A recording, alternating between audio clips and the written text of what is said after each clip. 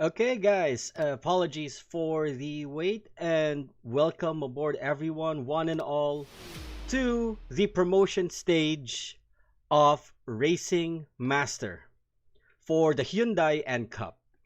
Now, I'd just like to give a foreknote that if you have followed me on my socials, by the way, my name is Myogi. For those who are not familiar, I'm gonna be the official English caster for the Hyundai and Cup, starting for the promotional stage from August 21st up until September 6th.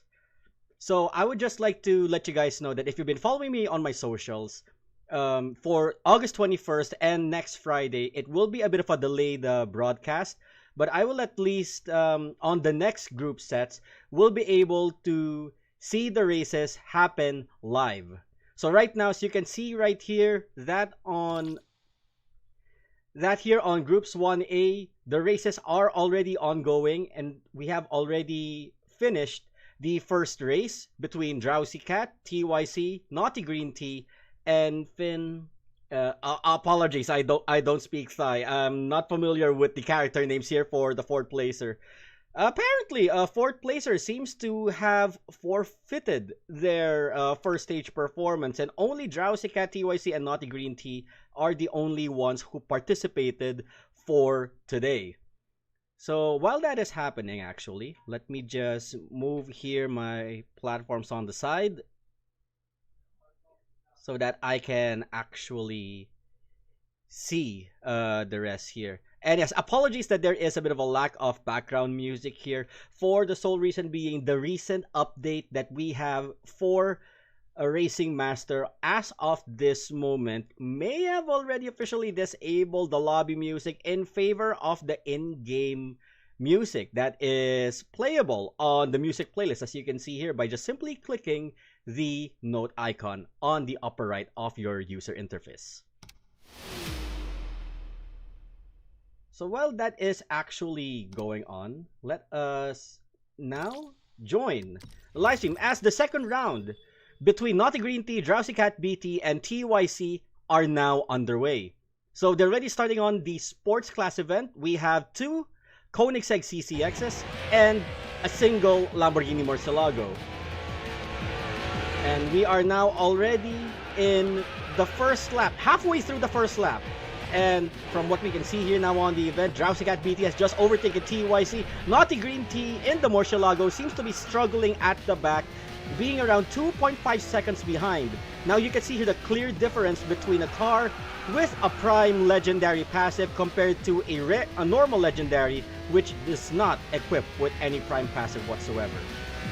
So let's focus here on the upper bracket between TYC and Drowsy Cat BT. TYC is right at the back, trying to slowly gain onto the slipstream, slowly getting closer to Drowsy Cat. TYC breaks a little bit, and Drowsy Cat still holds on to the lead, up to the hard left, and TYC is able to get a tighter line. However, Drowsy Cat BT has a better corner exit. A little bit of a brake tap there for both of them, and they seem to be on equal footing with each other. CCX versus CCX. The only thing that would separate these two racers would be their driving skill. Knowing that the passive of the CCX, the Swedish Ghost, enables them to have a higher bracket from reaching the red drift, where normally the known red drift penalty is very notorious for. But as you can see, it is a very tight race between Drowsy Cat BT and TYC. TYC already taking the lead so far. Drowsy Cat BT has one chance left. If he can get to the slipstream before the goal, it is his.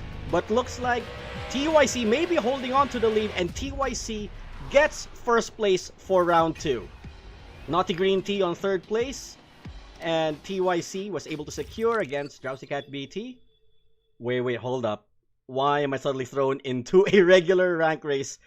Give me a moment, guys. Let me just exit in. By the way, to the 27 viewers watching, please do engage in the live chat. I'd love to hear your thoughts and see if anyone from the brackets you are actually hoping to root for. Again, apologies for joining that sudden rank race earlier. There we go. The lobby music now just kicked in. Alright, so for the second race We have TYC and Drowsy Cat BT tied for first place at 16 points. Naughty Green Tea is at 10 points. And I do believe the Finn member, from Finn or Finn, has officially forfeited their match. So that is quite sad to hear. But for the remaining members from Black Tiger and Wind of Change, one of them would be going through. We have 3 races left for Group 1A. It is anybody's race here, and it's a matter of seeing which of their vehicle choices would carry them. But simply put, from what we can also see, that the group that they have selected is Group A. Levin Dobeman has mentioned on chat, is it just me or did the cup start a little late? Apparently, I would have to agree with you. They may have started late. Maybe 8:30 was the broadcasted time, but that was only maybe the time that the participants are to gather, as the races here, unlike at the knockout stage, they are manually organized by the Racing Master Tournament Committee. So they are coordinating with the members, as you can see here on this group, and they'll be able to have a fair match in terms of car selections and the like, and double checking who are ready to participate and who are not yet. As we can see here, aside from Group 1A, we still have Group 1B, 1C, and 1D to take over. So we may be going on a little bit of an overtime tonight. Oh, thank you for the subscription. Wenz Zel Rosaldo 6871. Thank you very much for subscribing. Apparently I may have disabled notifications just for this. Normally on my normal subscriptions I have it enabled, but since this is a professional tournament, I've disabled them for the time being. Alright, so we're just waiting on to the start of the next heat for Group 1A. So right now, just to give a recap as well, the first stage from standard class did happen at Nürburgring large jump board with Drowsy Cat leading, and it is actually an official tie between Drowsy Cat BT and TYC at 1 minute 32.132 seconds. So the upper bracket may be the thing that we would be looking for, and kudos at least to Naughty Green Tea for doing their best to keep up to both. But it is still too early to identify who would be the official winner. It can be a chance that Naughty Green Tea may have a comeback on the remaining 3 rounds. So okay, this is the official bracketing for Group 1A. So we have all Prime Legendaries and cars with passives for the first group. So for standard class, which has already concluded, we have the initial D cars, the Toyota Supra. The Ferrari 250 GTO is the only car that is not of a Prime Legendary passive.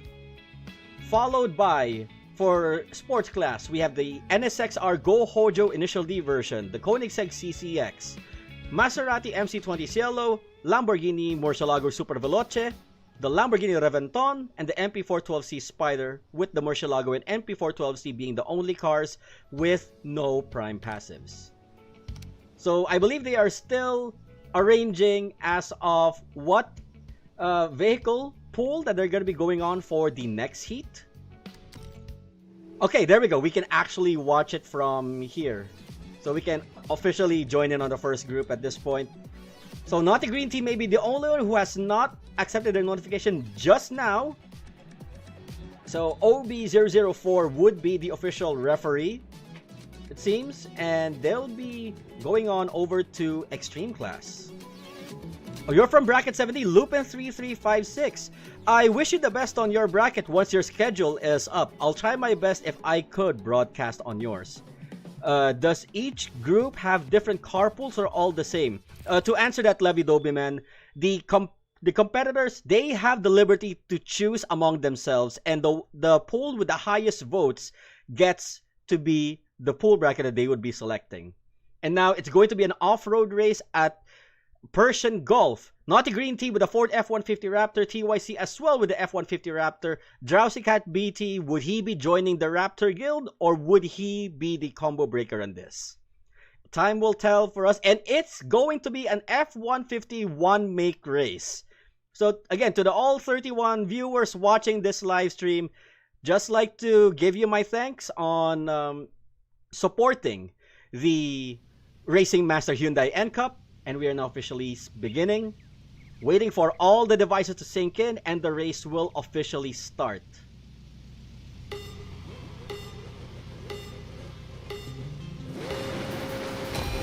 And the races are off. Naughty Green Tea in third place. TYC seems to be on the lead. But Drowsy Cat BT slowly gaining some ground against Naughty Green Tea, making sure he stays within range with him and TYC. From the big jump, Naughty Green Tea, we've heard a collision at the back. That would cost him some time, but TYC also understeered so much. I believe he may be turning during the jump, which cost him a lot of understeer speed loss, which Drowsy Cat BT has taken advantage of with a 1 second gap between him and second and third place respectively. This may be the chance for Naughty Green Tea to make a comeback points-wise, but for Drowsy Cat BT, this may secure him first place, killing off the tiebreaker. Drowsy Cat BT with a very, very aggressive jump attack there, which has still secured him his post, but he has apparently collided with the outer wall, which considered him with extreme wall hit penalty. Naughty Green Tea may be coming for a comeback here. He's already holding on to his lead. Now the only thing left is for Naughty Green Tea to secure it, but that wall is collidable. Drowsy Cat BT, but this may be that last race, that last contender. That may not be Naughty Green Tea, just didn't register on the timing. Oh, so it was Naughty Green Tea, so there was a bit of a bug on the timer there. So first place we got Drowsy Cat BT, followed by Naughty Green Tea in second place, and TYC in third place. So we're finally seeing Naughty Green Tea. He may have a chance to capitalize here points-wise to make sure he's not being thrown off. Assuming he would be doing good on round 4 and round 5, we'll be able to have a tight race here in Group 1A. So let me just go back here onto the live chat. Flux5039 says, what do you think about the new MVG collab? And I also agree that the Zometer was used in the third round, not worse, girl. I share my sentiments with you, Flux5039. But apparently, if that's what Kadokawa says, the publisher, unfortunately, we have to abide. But still, Nozomi greater than Ren. I'm sorry, Ren fans. We're not supporting the red flag. Okay, so the group may not be familiar that I'm actually... Oh, so that heat has officially ended. So let me just double check here on the total points. So that was actually 4 rounds. So extreme. So while it's still not happening, we may have skipped over onto the extreme class while we were on the other race event. So let's actually go on replay to see on the event of how things went on in the extreme class race. We have not seen this. Also, just like a reminder to everyone watching, if you're not familiar with the promotion stage mechanics, only the top 2 will get to advance to the next heat, which is going to be happening next week for Group 1.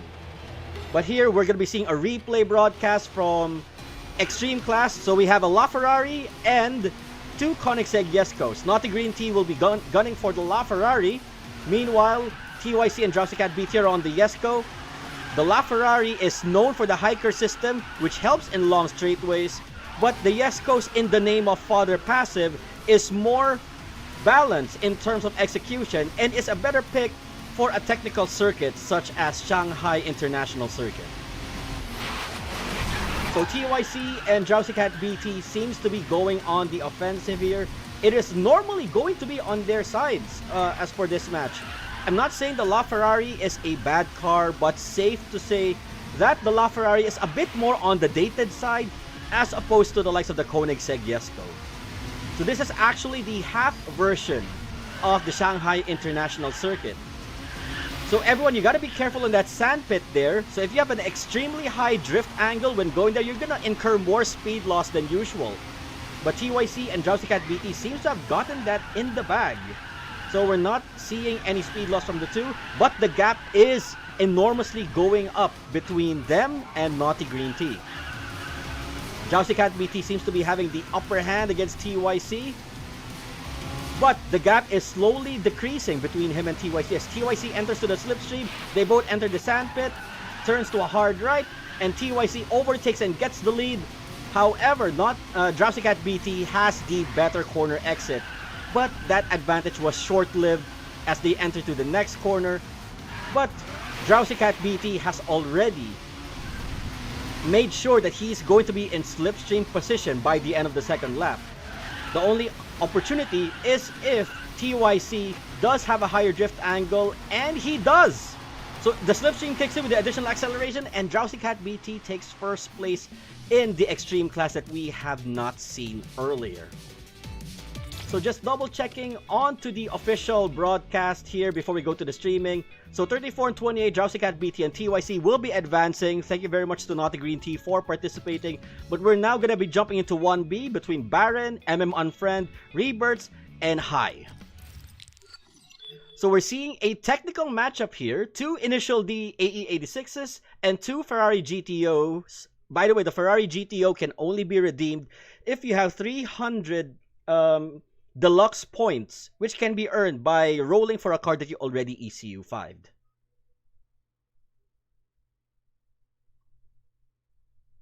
So we may be entering halfway through the race here. So 2 of them seems to be onto the same team, Axumble, while MM is on its own and WOC Baron is also on its own. So apologies for the late broadcast here, guys. 5% in for the loading screen. 4%. Again, to the 40 viewers out there, welcome aboard to the Hyundai NCup Championship, the promotional stage where from top best 128, we're looking at best 64 to be advancing to the next round.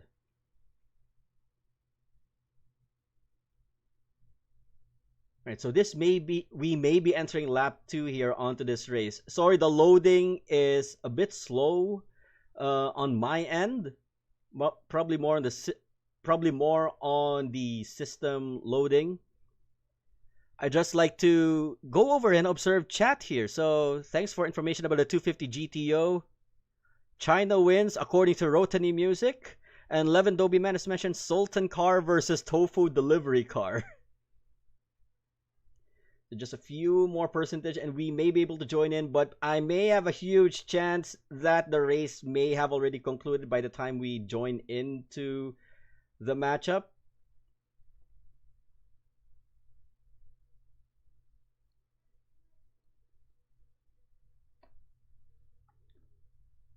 So to anyone joining in, if you want to know what time the broadcast would be for tomorrow's heat, which would be groups number 4 and groups number 5, please do hit that subscribe button. Which car is better for Amsterdam Mini according to Ivan Matrix 9658? All right, I can actually answer that question while we're waiting for the game system to load up the race. And if ever say the system does broadcast it late, I apologize on behalf of the game. But to answer Ivan Matrix 9658's question, I would say the Initial D Trueno would be the better pick for Amsterdam Mini. Normally, it's because of the performance index of the AE86, which is around 855. But then again, the Ferrari 250 GTO just received a buff as per the patch update, which is already now at 858. And even without the passive, the Ferrari 250 GTO is already strong on its own at 858 performance index on ECU 5. Okay, so we may be experiencing some technical difficulties on this first round, guys. So I may have to reset my client, so I'll be right back.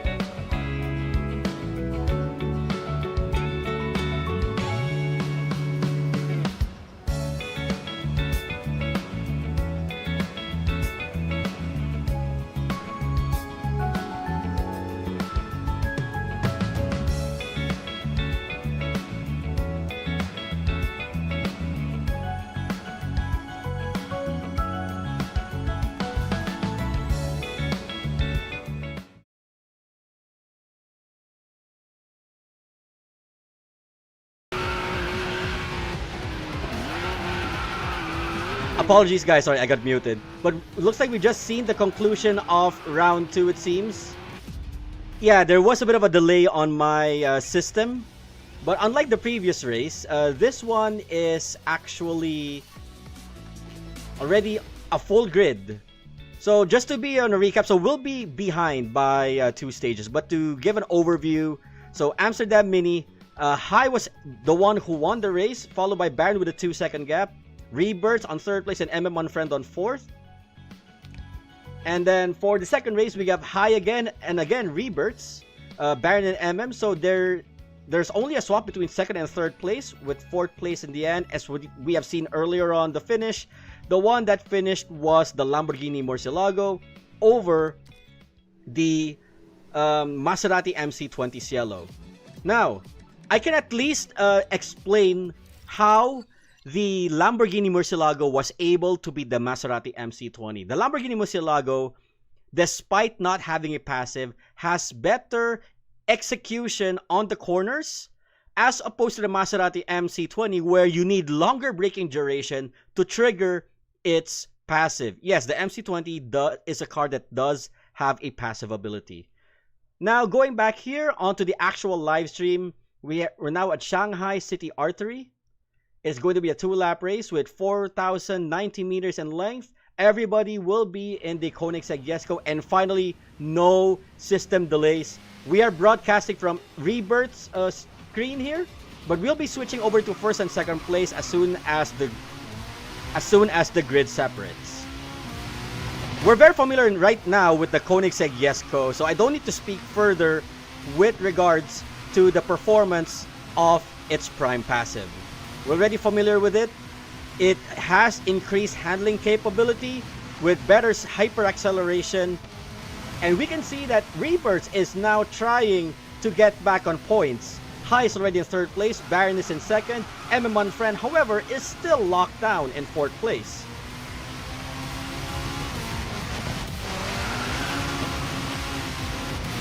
So in Rebirths is already in 2nd place, but it's already very close between him, Baron, and High. So over the overpass on the sharp U-turn right there, High was able to recover his 1st place lead, but Rebirths seems to be fighting back, biting back, getting back that lost points that should have been his for 2nd place. So if High was able to secure 1st place on the last 2 rounds, safe to say that High is already in a perfectly good position.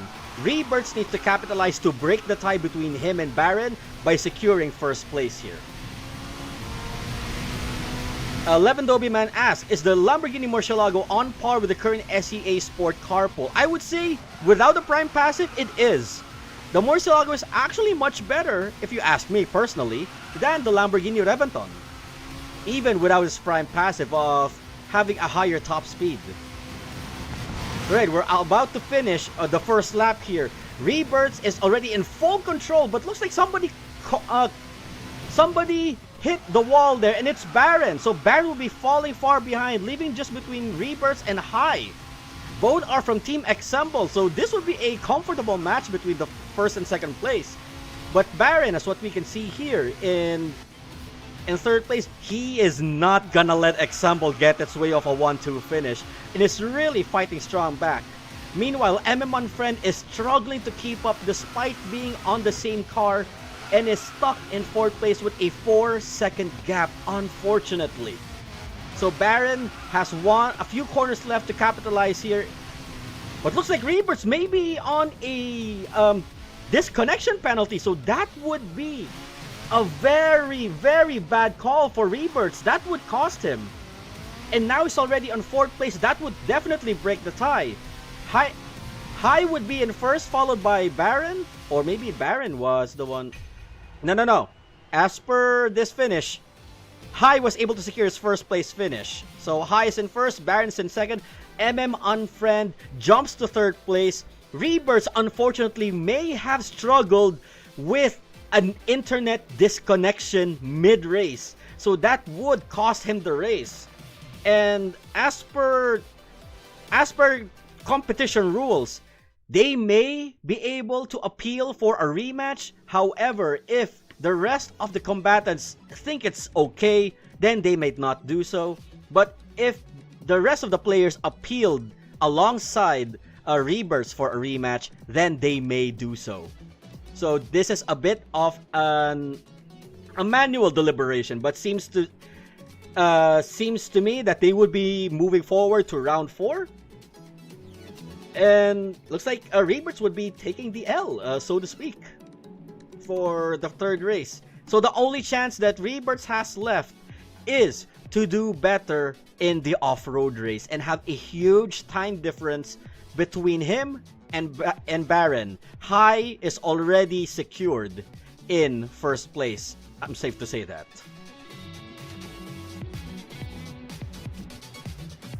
So everyone seems to be ready. We are just waiting on... So we got a tutorial map for off-road race, which is the Oasis Circuit. For those who are not familiar, Oasis Circuit is the tutorial map. And Rebirths joins in with the Porsche 911 Rally Dakar. Maybe it was a Dakar, but 911 Rally, so to speak. High would be bold enough to enter with the Ford F-150 Raptor. Unfriend and Baron would also be joining in with the Porsche 911 Rally.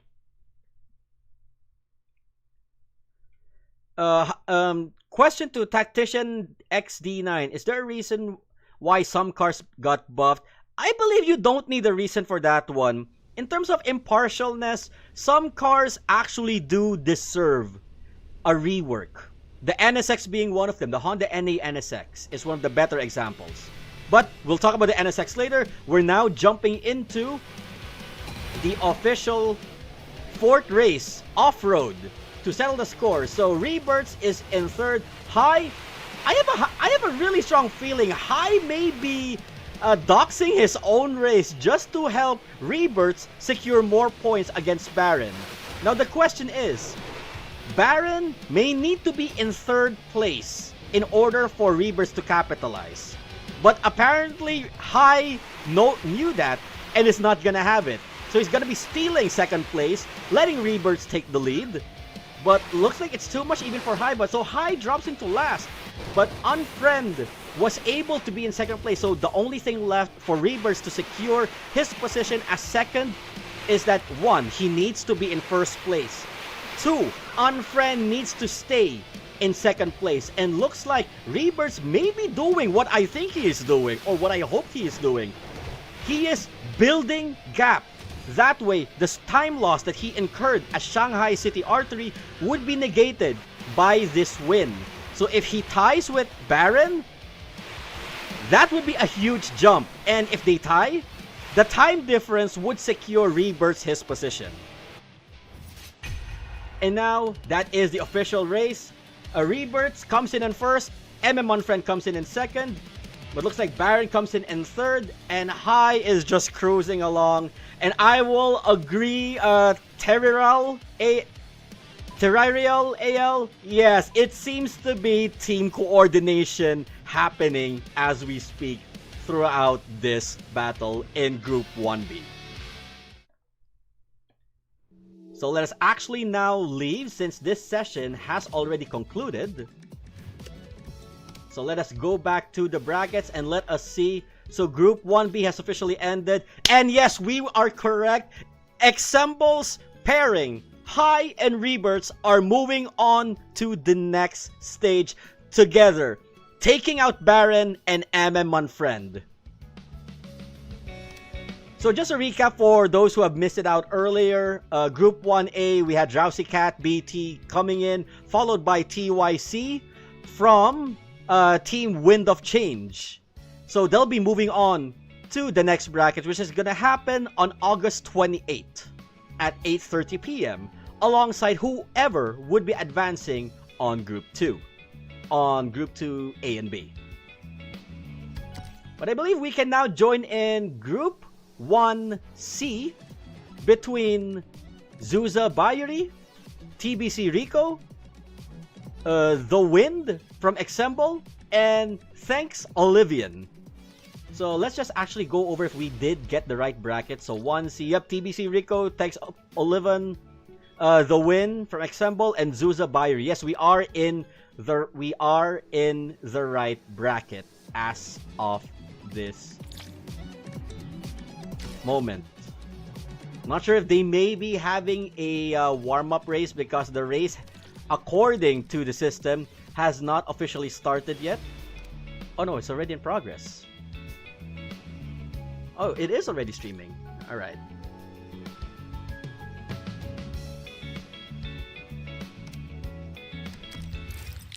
So let's see if we can actually catch up to the race. So the race is already on Haruna Midnight Climb.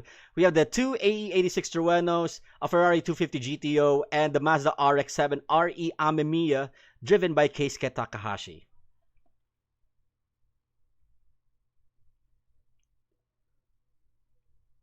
Though I may have a huge feeling we may have incurred a technical issue once again. So if the moment it hits 96%, we are not thrown into the race, and I may have to reset my client once again. I apologize on behalf of the Racing Masters dev team. This seems to be a reoccurring issue. I'll be right back.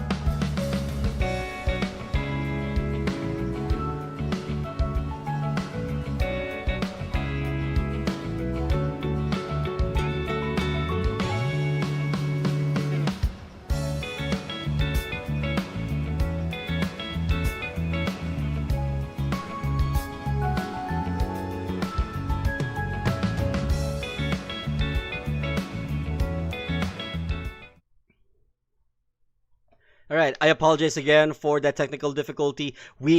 So as soon as the last race ends, the next group officially begins. So I'll have to take note of that when we get to Group 1D. But right now, we have already joined in on time on the sports class race, which is gonna be another one-make race between 4 Koenigsegg CCXs. Between the win from Example, thanks Olivian, Zuza Bayeri, and thanks Olivan. So our camera right now is focused on TBC Rico. 2, 1, and they are off. TBC Rico with a good launch, securing his lead, but Zuza Bayeri is standing strong close up into his race. The win is actually slowly gaining onto the back of the other CCX, but TBC Rico with a good out-and-out attack, securing and strengthening his lead. But the win is fighting back, and as what we can see here, it is an even matchup between all 4. But let us take note that this race is a point-to-point. I do believe it is a point-to-point. So they only have one chance at this. Let's switch over to controls here. Shonky Mountain City. Yep, one race only, one lap only. TBC Rico is definitely going to secure this race. We need to check out the scoreboard earlier. Zuza Bayeri is in 3rd place. The Wind is in 2nd. Thanks Olivan with a 2-second gap on 4th place. Safe to say he's going to be out in the rankings. But Zuza Bayeri seems to have hit the wall and is now falling behind. So 1st place is now just between The Win and TBC Rico. So the only way for The Win here to steal the lead from TBC Rico is to have a tighter line and a better corner exit speed. Which means they have to have a shorter drift angle to carry more of that exit speed. But looks like TBC Rico may have known that formula and has officially gone through, securing 1st place. Slipstream ain't gonna help The Win here, and cross the line. TBC Rico with 1st, The Win in second, Zuza Bayuri in third, and that is what they wrote. Thanks Olivan at fourth place. Standings, The Win is in first place, TBC Rico and Thanks Olivan tied in second, Zuza in last place with 10 points.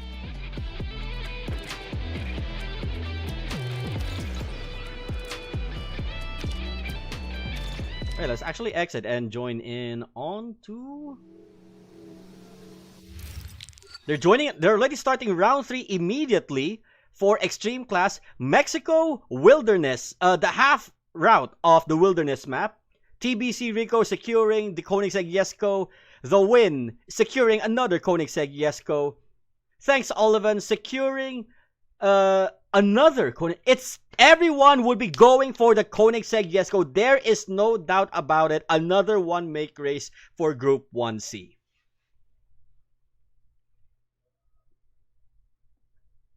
Right, hopefully we are joining in on time here. They just loaded up. Alright, Mexico is one of the newer maps. I normally call Mexico as Forza Horizon 5 for obvious reasons because we are also going to be set at Guanajuato.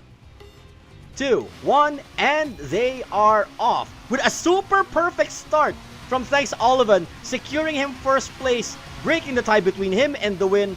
But a little bit of hesitation on the highway, bringing him down to third place. TBC Rico in fourth. The Win in second. Zuza Bayuri redeeming his last flop and hopefully tying with everyone else in first place. But unfortunately, another wall hit by The Win.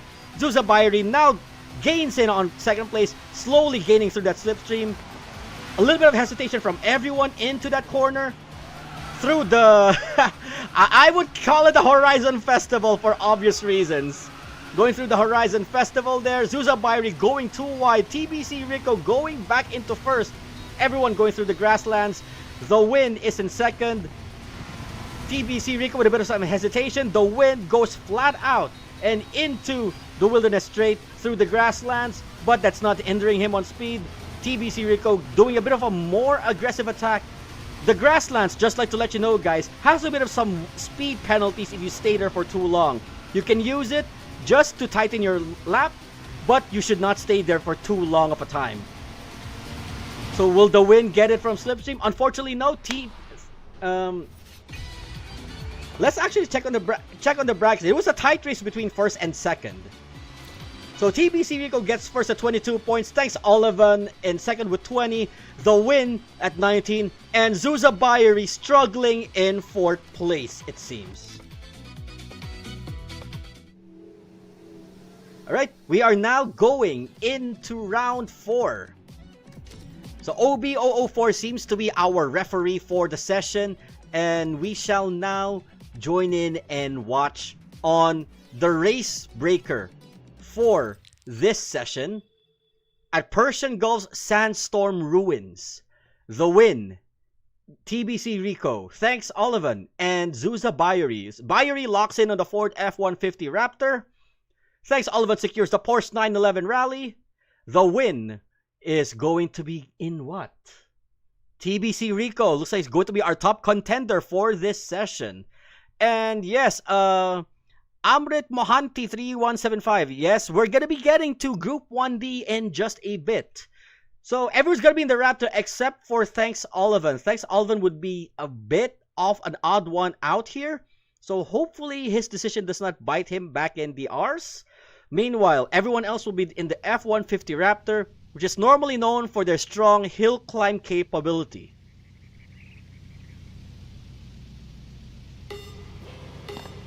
Three, 2, 1, down to Persian Gulf. Now is to settle Group 1C once and for all. Thanks Olivan with the strong acceleration off the line.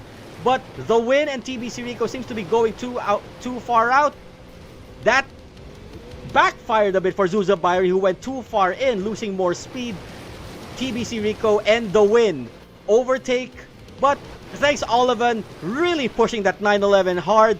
The only chance he gets is on the long straightaways to combat the F-150's mighty power. Unfortunately, Thanks Olivan has gone through the checkpoints apparently, and yes, they had to do a forced reset.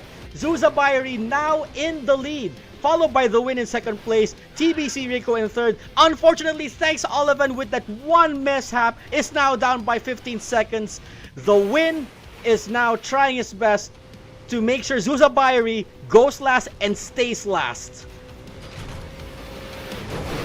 So the trick here on off-road, for those who have not started on their off-road journey yet, is that unlike in normal races where it's just a normal checkpoint and closed circuits, the off-road races are open field areas where you really need to cross the checkpoints. So if you're familiar with Forza Horizon gameplay of cross-county, yes, that struggle right there. So we're now about to finish 300 meters away from the next checkpoint. Zuza Bayeri in first place, TBC Rico in second, but TBC Rico overtakes, only moments to go. TBC Rico takes first, followed by, it seems to be, which one I wonder? The Win! The Win secures in second, Zuza Bayeri in third, and Thanks Oliver in last place. We're gonna be going back onto the total points there later, but we need to leave right now and join in with Group 1D, which may be starting in a little while. Group 1D comprised of wait, let me just double check the names again. We got from Fid Ludmilla, Afik Baymax 21, Peeps from Examble, and NB JXSI. I'm sorry, everyone had good names, then suddenly we got an abbreviation of. But anyway, we're finally joined in on the first race. So everybody seems to be happy with the new buff of the Ferrari 250 GTO, despite not having a prime passive. Afik Baymax and X Peeps gonna be in the 250 GTO, NBJX SSIE in also the Ferrari 250 GTO, and Finn Ludmilla, the odd one out, in the A80 Supra. So the A80 Supra, just like to let you know, its strongest point here would be the long straight down at Barcelona Mountain City. But in terms of overall balance in the latter half of Barcelona, it's all of the Ferraris. So here, right now, we are in the camera of Afik Baymax 21. Just like to let you guys know, Afik Baymax is the two-time Racing Master Tournament champion. First place in the Racing Masters Cup and also the Cross Server Tournament, followed by the Honda Speed Challenge as well for Afik Baymax as our reigning champion there. This is his road to his third championship title. Can he do it, or would he be giving the reins to the next in line? But the question, if it's the next in line, is who? So Afik Baymax is very safe and secure in first place, slowly building that gap into a full 1 second lead against X Peeps and NB Jexy. I'll say Jesse from this point on, despite the X. Finn Ludmilla in the Supra, unfortunately, is struggling in the technical section. Would it be enough if they get into the long straightaway? Apparently, that wall tap would say otherwise. Meanwhile, NB Jesse is struggling with the new physics of the Ferrari 250 GTO. As for Peeps, is slowly gaining in the slipstream with Afik Baymax. Seems to be able to fight back, but Afik Baymax has better control over that Ferrari 250 GTO. So let's actually switch camera controls to see how he does it. So in certain corners, we see Afik doing really strong red drifts. With a light body and as nimble chassis as the Ferrari, a red drift is not much of a penalty as it is for other vehicles. But from what we can see here, Peeps seems to be gaining in that last section against Afik, so there may be a chance.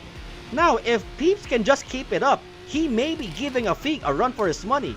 But Afik is really focused and all out, keeping sure that on most corners, he keeps that Ferrari within green drift range.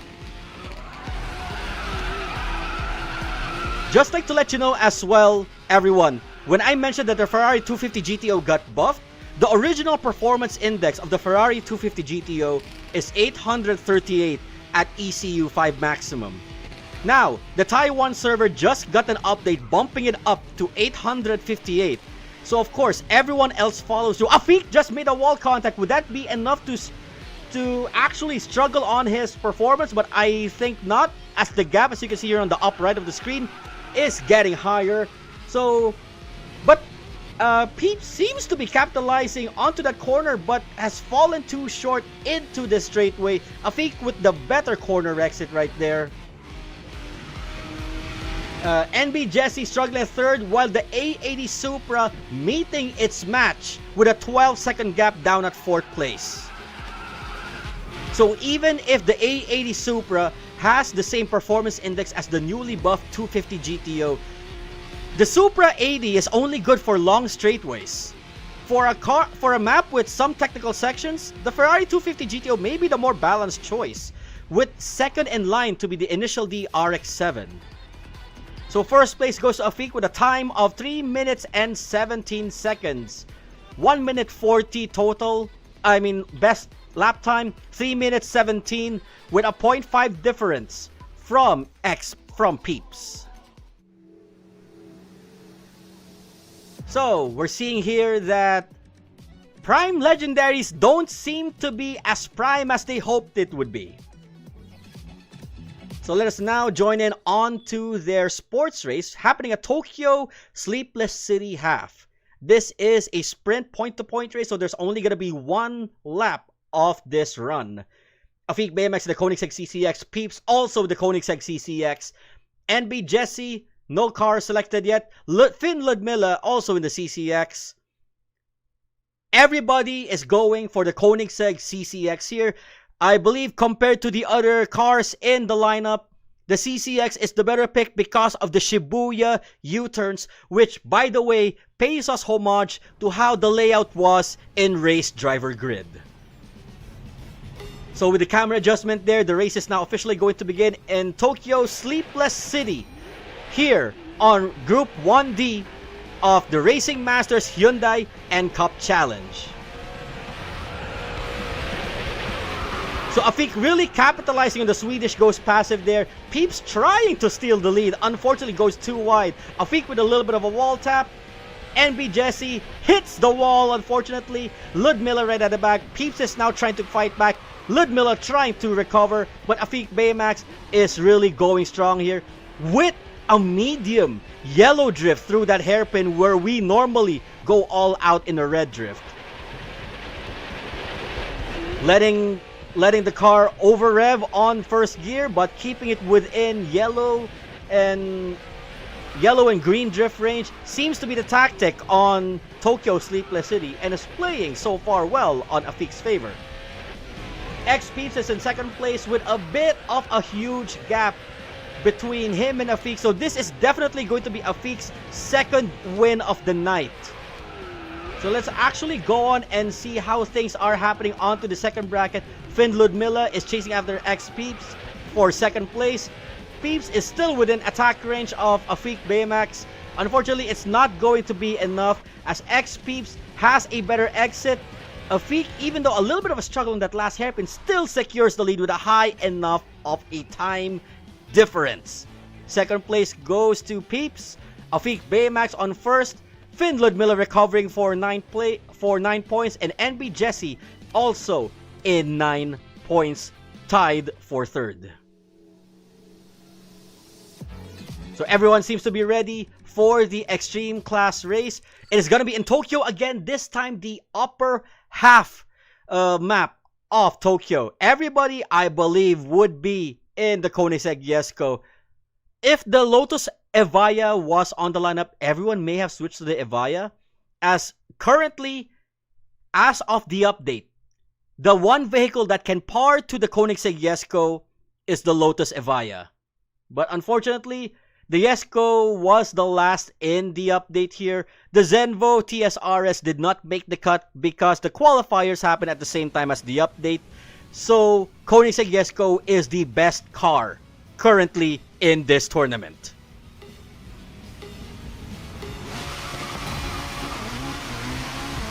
Okay, going now on to the extreme class event with the Koenigsegg Jeskos.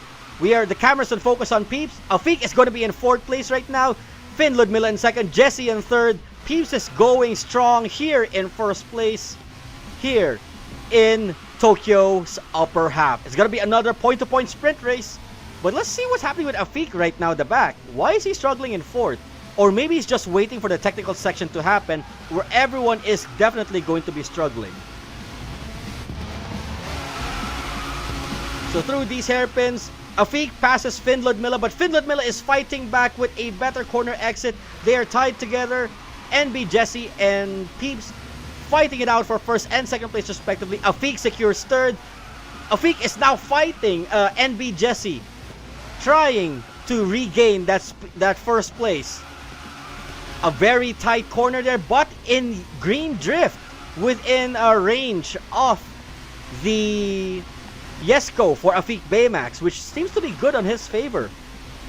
Which I do believe that is the power of the In the Name of Father at play, which is the prime passive of the Koenigsegg Yesco. Peeps secures first place, ruining Afik Baymax's win streak. Afik takes second place, and NB Jesse for third. And for fourth place, we have Finn Ludmilla. To Tactician XD9 to answer that, it is Koenigsegg Yesco. Yesco as far as how the Swedish would be pronouncing it.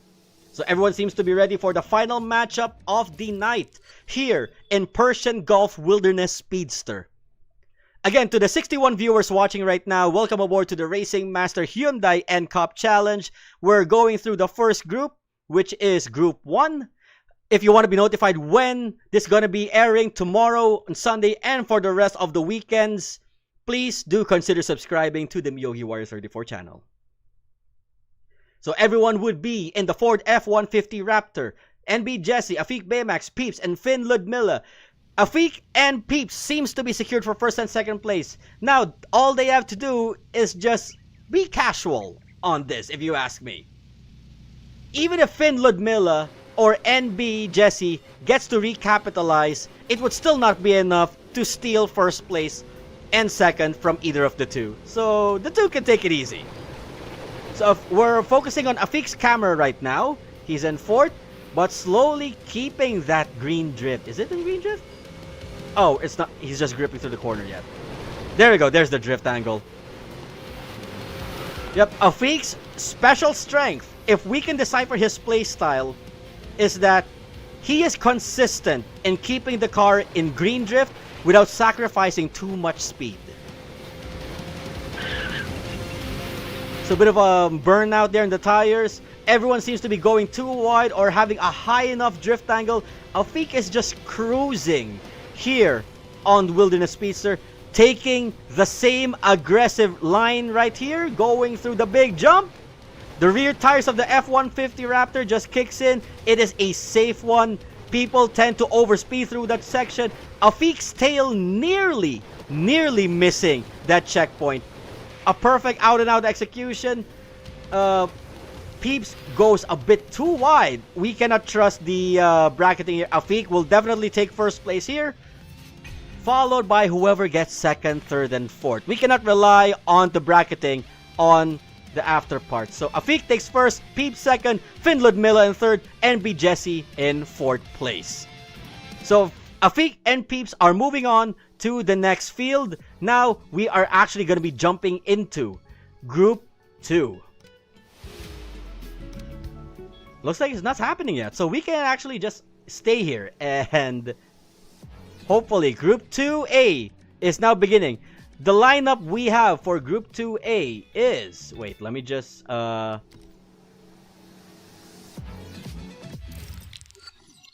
So, we got CM Friendly, Hunter, Knights, and DH Prem GG Easy for Group 2A. So, while the cast has not selected their cars yet, just like to let you know, guys, that the Hyundai and Battle Pass is now live. You have to complete missions to unlock the Champion Car themed Hyundai t-shirts, the collaboration decals, and the classic welfare, which was introduced in the first year anniversary, the Hyundai Pony. The Hyundai Pony was Hyundai's first independently developed model and played an important role in the brand's journey to the global stage, offering both an engaging in-game experience and collectible value. And you can also earn event coins by participating during the event, so use them in exchange to redeem limited draw tickets, vehicle kits, and other rewards. I encourage you guys to enter the game, make progress in the battle pass, claim your rewards, and use the event prediction coins to redeem even more rewards. Now we are in Indianapolis inner loop reverse. So the lineup is as follows. Knights in the RE Amemiya FD-RX-7. CM Friendly also in the FD-RX-7. DH Prem's GG Easy in the newly buffed Ferrari 250 GTO. And Hunter surprising us with the AE86 AE101 Project D edition. Knights is currently in the lead here, followed by Hunter.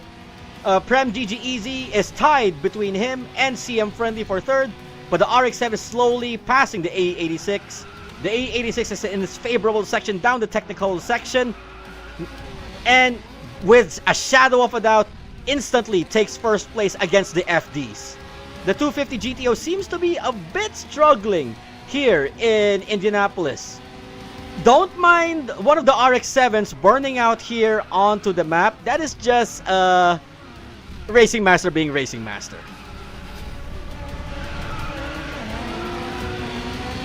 So safe to say, in a map such as Indianapolis, the initial D cars are more better suited to the task than the Ferrari 250 GTO.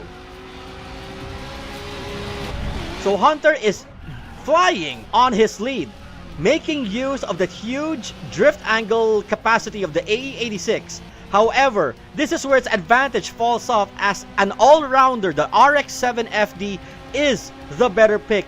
Knights over Dicks, CM Friendly in the slipstream.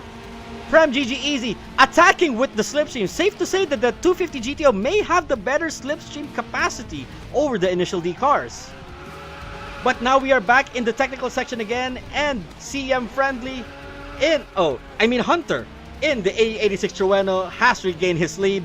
The only thing he needs to do is to be consistent throughout the remainder of the second half of the technical section. But CM Friendly ain't gonna have it, using that high handling stat which can par to the AE86 to his advantage. So it is a neck-to-neck race between him and CM Friendly. Knights is just watching from behind, but is now being slowly passed by Prem GG Easy in the Ferrari 250 GTO. Prem GG Easy slowly getting onto that slipstream, but Knights denies it, stealing the slipstream for himself. CM Friendly is in second place, followed by Hunter in first place. It is a close match, but Hunter knows where his disadvantage is going to be. But Prem GG Easy slowly gaining his groove on the new Ferrari and slowly pulling Knights away into the back, putting himself in third place. Neck to neck between him and CM Friendly, but CM Friendly goes too wide. Knights overtakes. It's now a battle for slipstream. Hunter is slowly fading fast. The RX-7s are in the lead now, and the winner is Knights for first place. Had CM Friendly joined into the slipstream early on, he would have gotten first place, but Knights secures first with a lap time tied between him and CM Friendly, followed by Prem GG Easy in the Ferrari, and Hunter struggling down with fourth place in the AE86. Everyone's strategies are working perfectly fine. This is a tighter race compared to the Group 1 bracket, and safe to say, it's gonna be anybody's game. So everyone seems to be checking in if they are ready for the task. We're gonna be watching in a moment. No way, did I make... Yes, I did that because we're at Indianapolis. You know what I'm gonna do. Alright, we are now in San Francisco's half circuit. So everyone, I bet they're all gonna be the Koenigsegg CCX. San Francisco half is one of the permanent or like the first season maps in Racing Master, which takes a lot of liberties from the Race Driver Grid series. From Race Driver Grid, Grid Autosport, Grid 2019. I don't know if it was also in Grid Legends, but safe to say it is a Codemasters map. We're very much familiar with all of their layouts as of this point. So I honestly, personal opinion, I honestly expect no wall taps here unless it was the pressure of colliding with each other. Alright, the race is now going to begin. We're camera focused on Hunter for this race. And they're off. Hunter with a good launch. Everyone seems to be in a good launch. A little bit wide on Hunter's side, giving way for Prem GG Easy to overtake. But Hunter is officially in the slipstream. Do note that in the promotion stage, slipstream has been significantly weakened compared to how you perform in ranked races. A wide turn in there. Prem GG Easy taking the better race line, but Hunter with the better corner exit. CM Friendly just right behind. Unfortunately, Knights is struggling in the back. We did not see if he gone through a collision or not, but we'll see if he'll be able to catch up. Meanwhile, Prem GG Easy, a bit of a collision there, costing him his corner exit speed, leaving it just between Hunter and CM Friendly. We're going to be focusing on Hunter now because he had a good strategy on the first race. Unfortunately, it's because of the vehicle, which is why he dropped down to 4th. So Hunter's doing good so far, a bit on the wide side, but he does gain proper ground here on San Francisco half. But do note, this is not over yet because we have 2 laps to go for this race. Let's switch cameras here just to see the UI. As you can see here, the Swedish Ghost's passive is that the red drift only triggers, the red drift angle only triggers if the G-forces indicate that you already are in red drift. But safe to say, this would be like the UI of the CCX here is the one that's going to indicate to you first that once it hits red drift here, it's the only time the drift angles would be triggering going from green to yellow to red. But Hunter here seems to be comfortable in first place. Prem GG Easy slowly gaining on the other CCX. CM Friendly is biting back against Prem GG Easy. But unfortunately, brakes too hard, too long. But Prem GG Easy collides with the inner wall, giving way. GG Easy drops down to 4th place. So it's now between Knights and Friendly. Meanwhile, Hunter is cruising in first place. All he has to do is to focus up until the long straightaway. But Prem GG Easy recovers that wall collision and it's now tied between him and CM Friendly. So whoever gets enough speed into the finish line is going to be the winner. But unfortunately, it's Hunter, Prem GG Easy, CM Friendly, and Knights all in that order. I may have got the order correctly. So Hunter's first, Prem GG Easy in second, tied with CM Friendly for third. But also, Hunter is tied with Knights. So it's 13-13 and 12-12. It's going to be anybody's game at this point. So we're now jumping into third race. Sicily, Mediterranean Charm, one of the new layouts of the Sicily map. And now we got CM Friendly and Knights in the Koenigsegg Jesko. Prem GG Easy and Hunter have yet to select on their bracket. So let us see. Okay, so Prem GG Easy is also going to be going in the Koenigsegg Jesko. Let us see. Hunter's also going to be in the Koenigsegg Jesko. Another one-make race. Seems to be that standard is the only place where there is variety. Here, they're not going to let it leave on by chance. Everyone would be gunning it for the best car in the bracket as of was allocated for the update during the Hyundai Cup. To the 55 viewers out there, just like to let you know, for those who just dropped in, this is the Racing Master Hyundai and Championship, where we are on the best 128. Top 2 of each bracket will be advancing to the best 64 happening next week. We're covering groups 1, 2, and 3 for tonight. And now the race for Extreme Class has just started. Hunter in the Jesko. Everyone's in the Jesko. But Hunter and Knights already in first and second place as they go through half of Sicily City. The most technical section of Sicily's layouts.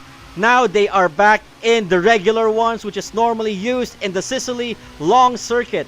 Hunter drops down to third alongside Prem GG Easy. Knights and CM Friendly are already in first and second respectively. Everyone's going wide at corner exit. And the one who seems to be in the lead, it's anybody's race at this point. Everyone is equally skilled for now. So they're now approaching the, I would say the statue, where the huge hard left happens. GG Easy seems to be riding the inner lane there with a better corner exit, followed by CM Friendly. Hunter in 3rd place. Knights dropping down to 4th with a 1.3 second gap. Somebody probably collided with a wall there, but Prem GG Easy recovers the 1st place. But now Hunter is in the attack. Unfortunately, CM Friendly gets the better corner exit speed. We are about to finish the lap here. And into the last section. Prem GG Easy hits wall, and Hunter takes 2nd place. CM Friendly. Now the only thing left for Hunter to secure slipstream, but this would not be enough. CM Friendly takes 1st, Hunter 2nd, Prem GG Easy on 3rd, and Knights in 4th place. So officially, the tie is broken for 1st and 2nd, but for 3rd place, it is still tied at 13. It's called the Hyundai Cup by Seymour Koenigsegg. The reason being, just like to let you know, is that Racing Master is teaming up with Hyundai and for the first time to launch the regional competition Hyundai NX Racing Master Cup. So throughout the rest of these weekends, the top 8 players from all 4 regions will gather in Seoul on September 19th to compete for the championship, along with substantial cash prizes, exclusive in-game title. So tune in on the online grand final stream happening on September 19 in the Million Diamond giveaway and claim random in-game redemption codes. Viewers who represent the region in Seoul, tune in to the grand final live stream to claim your rewards and to cheer for your respective regional players. Now, Persian Gulf is the final map for this group. Knights and Prem GG Easy and Hunter are all, and CM Friendly, they're all gonna be in the 911 rally. This is a bit of a light map. Not too much heavy on the cornering except for one corner here. So it's all about speed for this off-road map.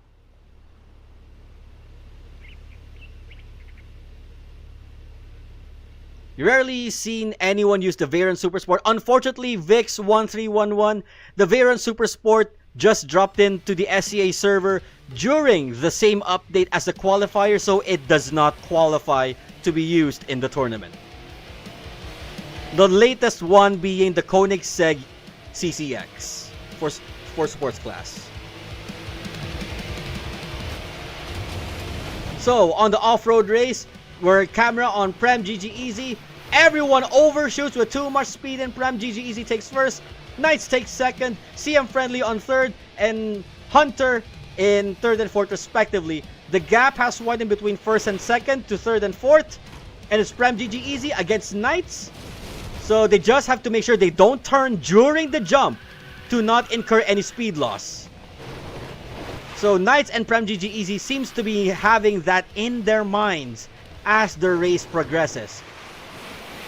So a bit of a wide angle there. Knights has the better corner exit, so that should secure Knights to 1st place. Prem GG Easy would be securing 2nd place. CM Friendly and Hunter are dropping hard and wide in 3rd and 4th respectively, and across the line, the finish goes to the winners. So before we jump into the next bracket, let us see the final standings. So let's see the standings on Group 2A. Group 2A's final standings is CM Friendly in 1st, Knights in 2nd. Unfortunately, despite the wonderful execution, Prem GG Easy and Hunter did not make the cut, tied on 24 points each, but the ones who tied at 26 get to advance. So let us now jump into unfortunately, looks like the 2nd group has officially started. We may have to skip out because if you don't want an interruption just like earlier, then you don't want an interruption earlier, we'll have to let this race slide. We'll have time later, after all brackets have been covered, to do some replays. So, while that is happening, let us actually see the rest of the brackets for tonight. So, we just finished Group 2A. Group 1 is officially done. Group 2B will have Valentine's, Job Jab, Dim, and P09 for Group 2B. Their race has officially begun. We'll probably skip it. For 2C, we'll have Thanks Vibes, RQ Casino TH, TBC Palmes, and SF Pandoom. And for Group 2D, we will have MM M1 LXD, Labubu, not the brand, STN MZRK, and Menu Cameron Lee. Yep, that is definitely Group 2. And for Group 3, I did not mean to exit the menu there. For Group 3, we will have Dear Oh Yeah, Menu Howl, PSG KK, and Joe. For 3B, we'll have Vin Benzine, Holtzmans, VD, and Thanks Steiner. Oh, correction, Menu Holtzmans. For Group 3C, we have BT, Nook Dekdeka, TBCS, Alpaca, and Thanks Masboem. And for Group 3D, we'll have SF Ilusha, Bull God XRM, Isisteru, and 969 Roy. So let's actually just hang out here in 128B while they finish their race proper. But looks like they're done. Seems to me that XDIM seems to have garnered first, but let's actually no, don't exit. Let's just see by points. For 2B, Valentine's places first, Dim on second, third Job Jab, and BFK PO9 in fourth. So let's wait for everyone to settle in, and we are now officially going to be joining in on race 2 of Group 2B of the promotion stage, 128, best 128 knockouts. Alright, so they got 30 seconds here. Valentine seems to be having some technical difficulties or doing some personal setups. I do believe everyone participating is entitled for personal setups before the races begin. They just have to align with their official referee.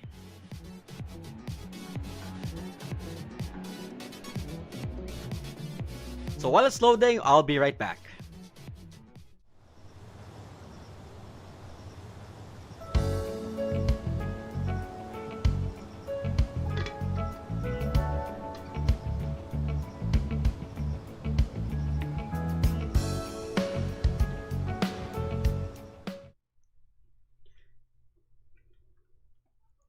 Hello everyone and welcome back. That was a bit of a very short intermission right there. And we are now for the sports class race. It's going to be happening at Seoul River Rhythm.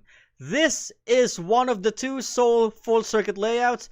Dim joins in with the CCX, Valentine's at the CCX, Job Jab and PO9, both in the Lamborghini Murcielago with PO9 flexing that Liberty Walk amalgamation of multiple Lamborghinis in one body kit. So to all 50 viewers out there, you are in the Group 2B race of the RM Best of 128 promotion stage. Just like to let you know. If you want to be notified when the next races are going to be held at, please do consider subscribing to the Miyogi Warrior 34 channel. Camera is now set to X Valentine's and they're off. The Lamborghinis take the launch better than the Koenigsegg's. They are now in the lead.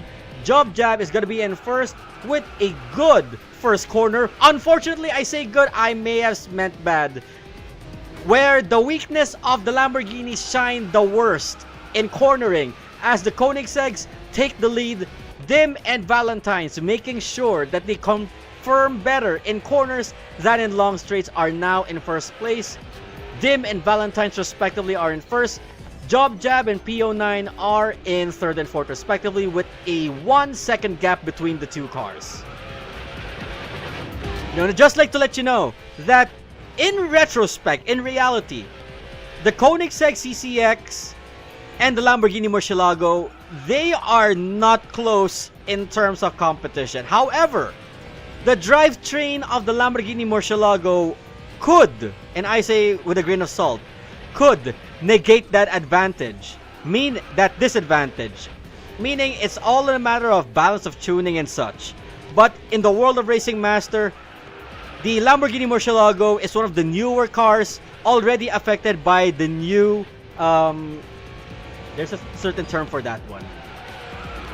The new power creeping system to keep up with the newer releases. As the Koenigsegg CCX is a prime legendary, of course it would have top of the line stats. The Lamborghini Murcielago is going to be on the much lower in reality, but beyond that, let's just double check here. Valentine's has just collided wall. The gap has now widened to 3 seconds with Dim securing the lead Job Jab in third place, now fighting back against Valentine's. BFK PO9 unfortunately is so far back in that Liberty Walk amalgamation Lamborghini kit. So Valentine's is now in third place, followed by Job Jab. We can leave the camera here on second and third, which is a better lineup. Dim is just cruising down on first place. If he doesn't hit wall during the next set of corners, we'll see a fatal three-way gonna be happening soon. But if he doesn't, it's all gonna be on Dim. But I just also noticed just now that Dim and Valentine's are both from Assemble. Will this be a team tactic? Or would this just be a one-for-all, every man for yourself kind of play between the two team members? But unfortunately right now, as what we can see, Job Jab goes hard and wide and performs a bit poorly compared to the CCX in that sharp U-turn. Valentine's is now chasing after his teammate Dim with a 2.4 second gap. The huge gap, there's a tendency, the huge jump there, tendency to lose balance, but Valentine's and Dim seems to be having that on control. The gap is now slowly widening between Dim and Valentine's as they make their way through the city section of Seoul, Korea.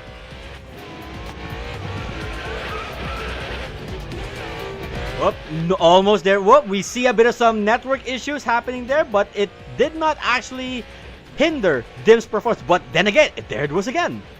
Valentine seems to be having things under control, but looks like Dim would be the one with the network issues, or not. Somebody seems to be having network issues here, but safe to say it's Dim and Valentine's for first and second place.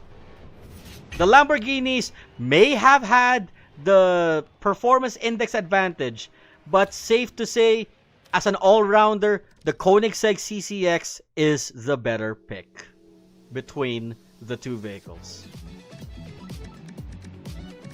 So now we're going to be heading into the Extreme class next for Group 2B.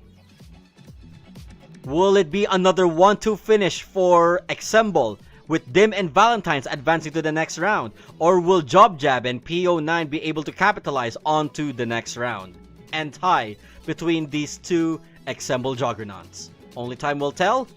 If you have someone that you're supporting who is part of Groups 1, 2, and 3, or in this case, Groups 2 and 3, please do let us know here in the comments below. Everyone seems to be ready. We're now just waiting on the referee. And now it's gonna be in Harbin, Snow and Ice Kingdom for Extreme class.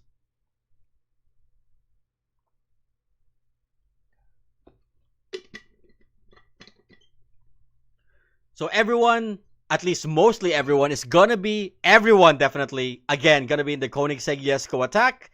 You're in Harbin, Snow and Ice Kingdom. Note that the trickiest part in Harbin is the track layout.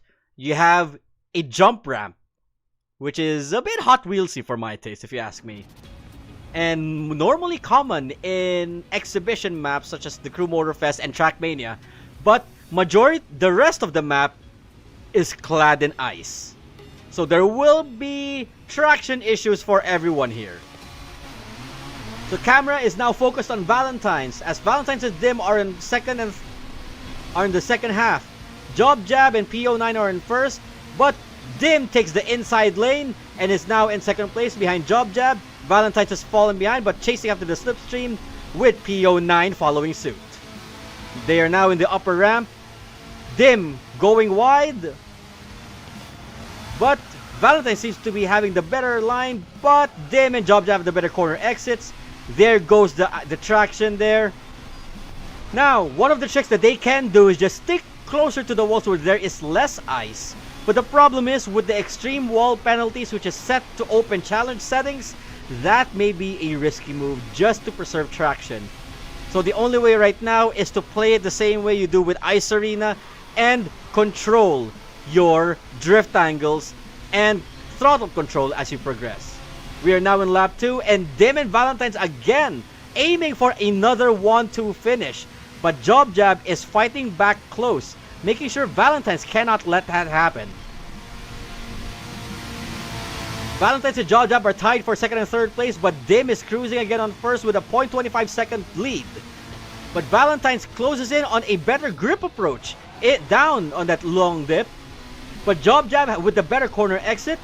Now is the only tiebreaker here, the ice road. Job Jab with a better control over the icy surface, but Valentine seems to have the better line, but Valentine's hits the inner wall and giving away the lead to Job Jab. Dim in first place, Job Jab in second, but if Valentine's can secure this, it's gonna be him. Unfortunately, it's so hard to tell if it's Job Jab or Valentine's for second place.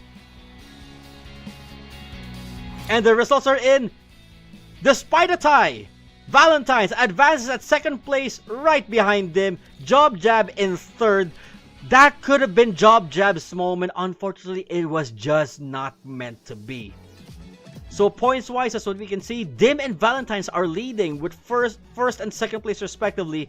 This may be the end for Job Jab and PO9 unless there is going to be a huge deficit that's going to happen in off-road, which I highly doubt here in Persian Gulf's Canyon Stream. So between the F-150 Raptor and the 911 Rally, which will they pick? Valentine's and Dim, Team Exumble will be going on with the F-150 Raptor, Porsche 911 for BFK PO9, and Job Jab in the Raptor. Would this play in PO9's favor or not?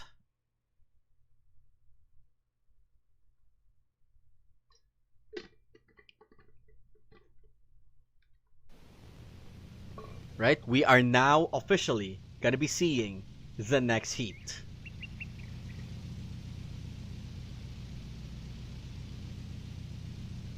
The fact that the 911 was chosen over the F-150s, would this be a good pick or a bad pick for PO9?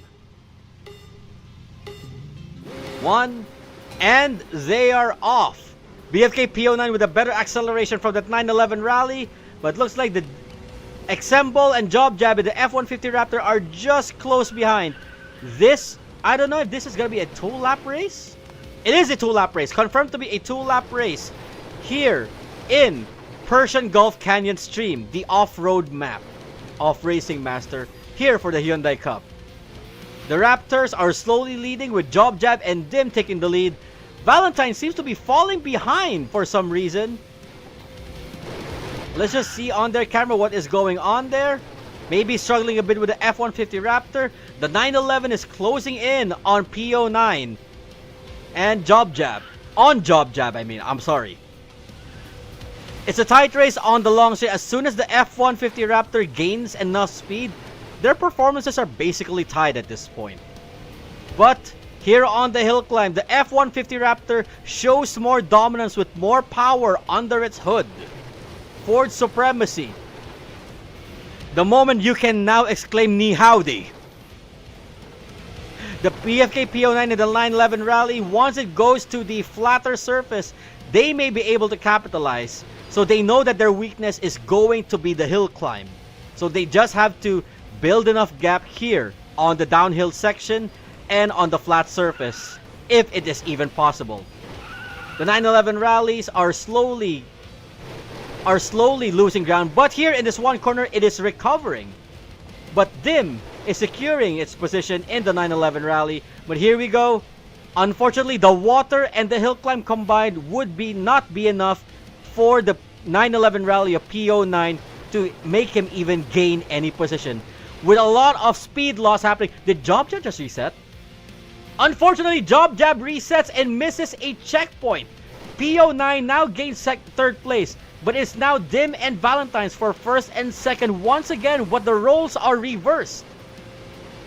It is going to be another win for Team Exumble for a 1-2 finish. So we can see the gap slowly building between BFK PO9 and Dim, but it's already too little too late. Dim using the tail to trigger the checkpoint has now overtaken first place, but Valentine's is like, nah bro, let me have this, and secures a 1-2 finish for Team Exumble. The 911 made it in just in time, by a fraction of a second. But again, that was not enough. So Team Exemble advances to the next heat. But we are now going to be going into the next round for Group C. So for Group C, looks like only 3 out of the 4 are participating between Vibes, Pandoom, and Palmis. Will they be waiting for their last member? Or would the last member... Looks like the last member is going to forfeit round 1. So it's going to be Thanks Vibes, Palmis, and Pandoom in Chongqing, Layered City. TBC Palmis in the 250 GTO, Pandoom in the Initial D RE Amemiya RX-7. And Thanks Vibes has yet to make his selection. Which would this be? It's going to be a close match between the RX-7 and the 250 GTO. Both are built technical, with the RX-7 favoring more under the balance side. And Thanks Vibes is in the 250 GTO, hoping to experience the buff of this Ferrari. So to the 58 viewers out there, welcome to the Racing Masters Hyundai NCup Challenge. We are in the promotion stage, best of 128. Only 2 will advance per group. If you want to be notified when the next live stream will be happening, please do consider subscribing to the Miyogi Warriors 34 channel. We'll be having this throughout 7 days. Throughout today, up until September 19. And they're off, and the RX-7 seems to be having the better acceleration between them and the Ferraris, but the Ferraris seem to be a bit more on the balance side. But we do have to consider the fact that the RX-7 is a Prime Legendary with a good Prime Legendary passive. The question now though, would that Prime passive bite them in the ass, as the Ferrari 250 GTO is normally known as a nimble car to have one of the better handling stats in standard class. So Pandoom is now in second place. Let's go selecting the odd one out here. The RX-7 is sandwiched between 2 Ferraris. Not anymore. The technique in Layered City is how well you maneuver through that roundabout. And it's not a perfect circle, mind you.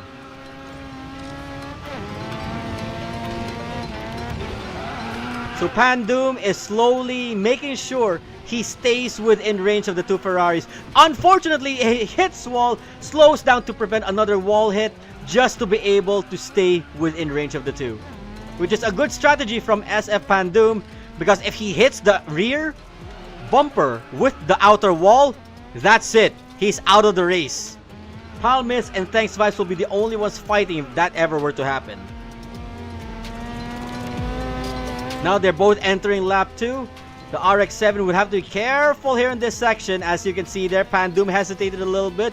Fair enough, he was in the inside lane for too long. An out-and-out approach would have been better. But here in the hill climb, the RX-7 would show better power to acceleration ratio. But it is not enough as soon as the downhill kicks in, where the much more lightweight Ferrari 250 GTO is more supreme. Now here we are again in the roundabout. The Ferrari 250 GTOs slowly creeping their way up, separating themselves from the KSK RX-7. TBC Palmis is just slowly a few milliseconds behind Thanks Vibes. Thanks Vibes is relaxed and in the groove in first place. From what we can see here, he is making sure that the car only stays in green drift range, with enough moment just in these moments to go through red drift.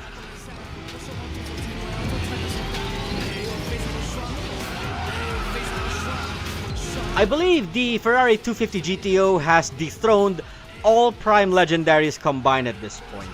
Not just because of the performance index increase, but also because this car is a whale card. Meaning, it's only awarded if you either spend too much or you keep losing the banner. The Ferrari 250 GTO can be meta if it can be reached to ECU 5. Now, if you ask me, how do I get the Ferrari ECU 5 to... how do you get the Ferrari 250 GTO to ECU 5? Throw your life savings. Throw your bank account at the game. That's how. Now with sports class, we're going to be an Alpine snow trail just like the Mediterranean Charm map. This is another new layout for one of the Season 0 maps, which is Alpine. Alpine Snow Trail is a reverse of Alpine Gorge, but only covers half of the region. SF Pandum is the Koenigsegg CCX, as well as Thanks Vibes and Palmis. Now the only thing for us to know is when it's going to start and who is going to be our camera focus.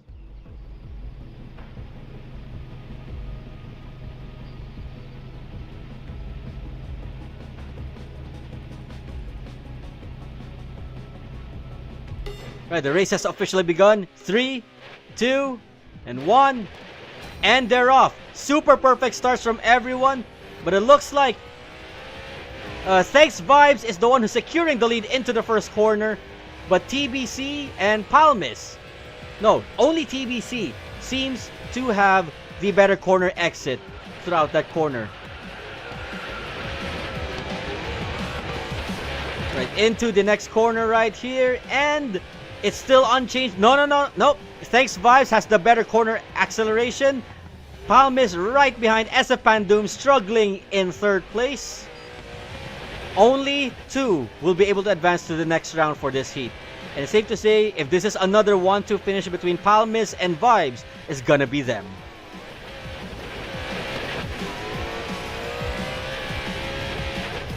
Going further into the peak of the Alps here before they go into the tunnel. Palmis dropping down to a half-second gap between him and Vibes. Vibes once again having the vibes. He's just vibing in first place. So I'm sorry, Thanks Vibes. I had to do the joke, alright? Your IGN just aligns with your performance right now. Bro, be vibing. Then maybe I spoke too soon, as Palmis is just right there, right behind. But Vibes has the better acceleration throughout that hairpin, and on to the last corner here. Thanks Vibes secures his first place finish. Slipstream will not be enough to counteract that, and across the line, Thanks Vibes just vibing in first place. TBC Palmis in second, and SF Pandum in third place, despite being in the same car as the other two. Right, moving on over now to the third race, Extreme Class for Group 2C. Now, while that is happening, as SF Pandum goes through his settings, just like to let you know again that the Hyundai N-Bass Battle Pass is now live. Complete missions to unlock champion car-themed outfits, the Hyundai N collaboration decal, and the classic Hyundai Pony. The Hyundai Pony is one of the welfares newly announced in the first year anniversary of Racing Master, and was Hyundai's first independent developed model and played an important role in the brand's journey onto the global stage.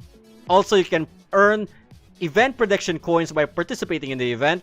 Use them in the exchange shop to redeem limited draw tickets, vehicle kits, and other rewards. I encourage you guys to enter the game, make progress in the Battle Pass, secure your Hyundai Pony if you own the Battle Pass, claim your rewards, and use the event prediction coins to redeem even more rewards.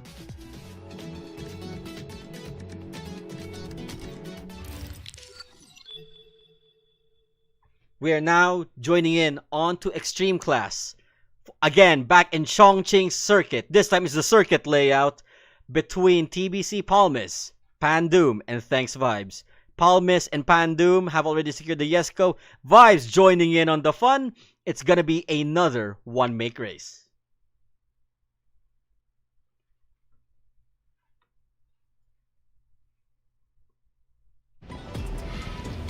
So our camera focus now is at SF Pandum. Hopefully Pandum gets to recuperate his losses and gets a first in this round.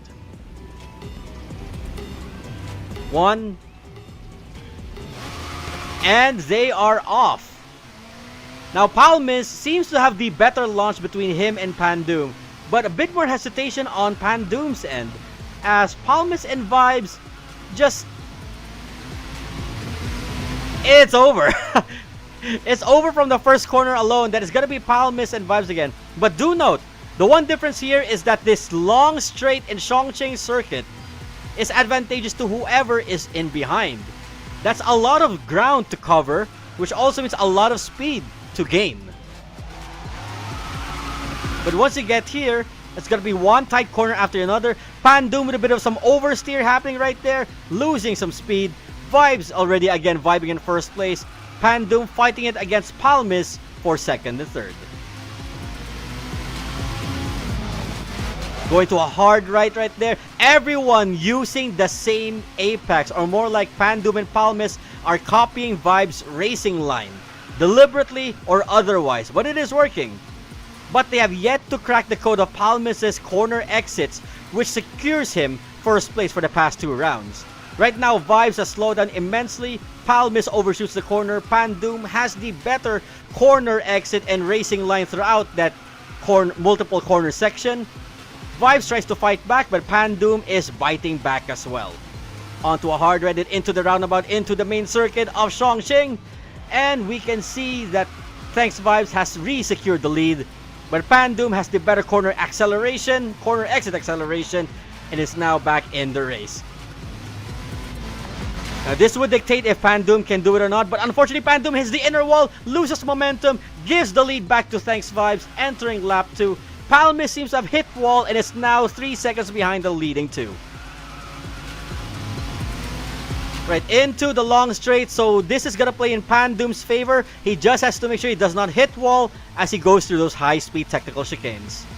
With a total speed of 315 kilometers per hour, Pandoom resecures the lead, building up against Thanks Vibes with a 0.35 second lead into the end of the freeway with a hard turn left, and Pandoom hopefully accelerates better than Vibes. It is equal to the right. Pandoom and Vibes once again equal, but Vibes is slowly catching up, ready to overtake any time. Pandoom a bit on the wide section there, but yeah, Vibes just did that last corner just better. But the inverse just happened, and Pandoom resecures the lead. It is tight between Pandoom and Vibes for round 3.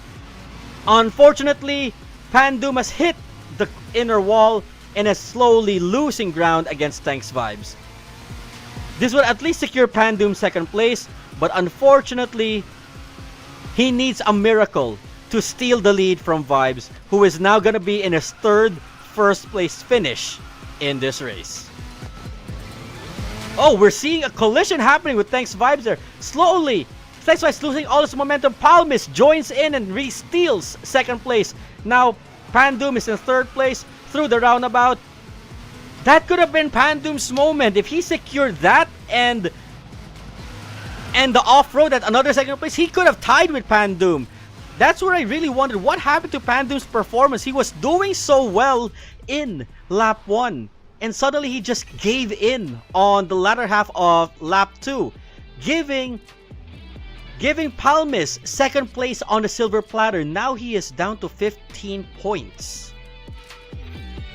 A Tactician X, are these tournaments randomly held? This is the official tournament. If you have checked onto the game's brackets and schedulings, you can see that they are all arranged. Feedback from Silver GT here on live chat. Pandoom has felt the pressure. Apparently, he may have overperformed, just trying to chase after Thanks Vibes, and it kind of did not work to his favor. So while we're loading for the other two to select, I'll be right back, guys.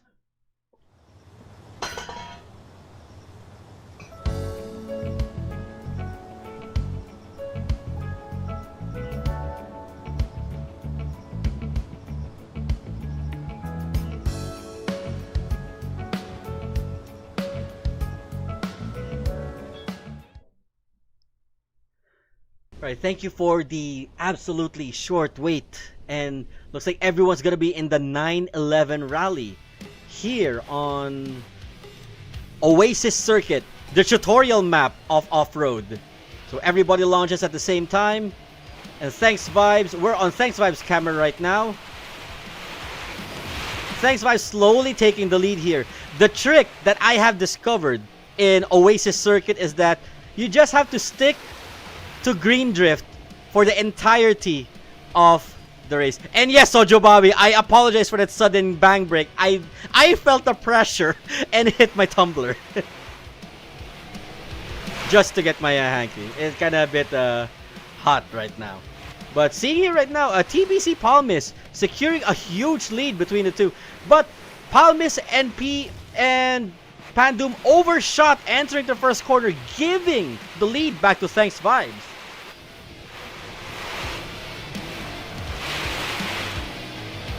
Oh, the entire thing as a whole? Well, that depends on the Racing Master event organizers. Just like to let you know, Tactician XD9.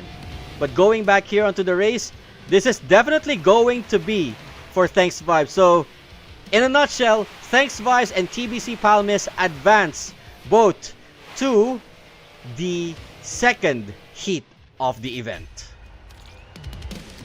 It's easy for us to leave right now and join in on to the last group of Group 2,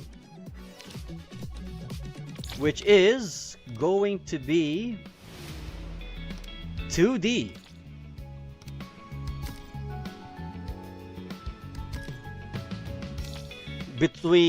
Okay, there we go. Oh, they have officially started because the race just ended.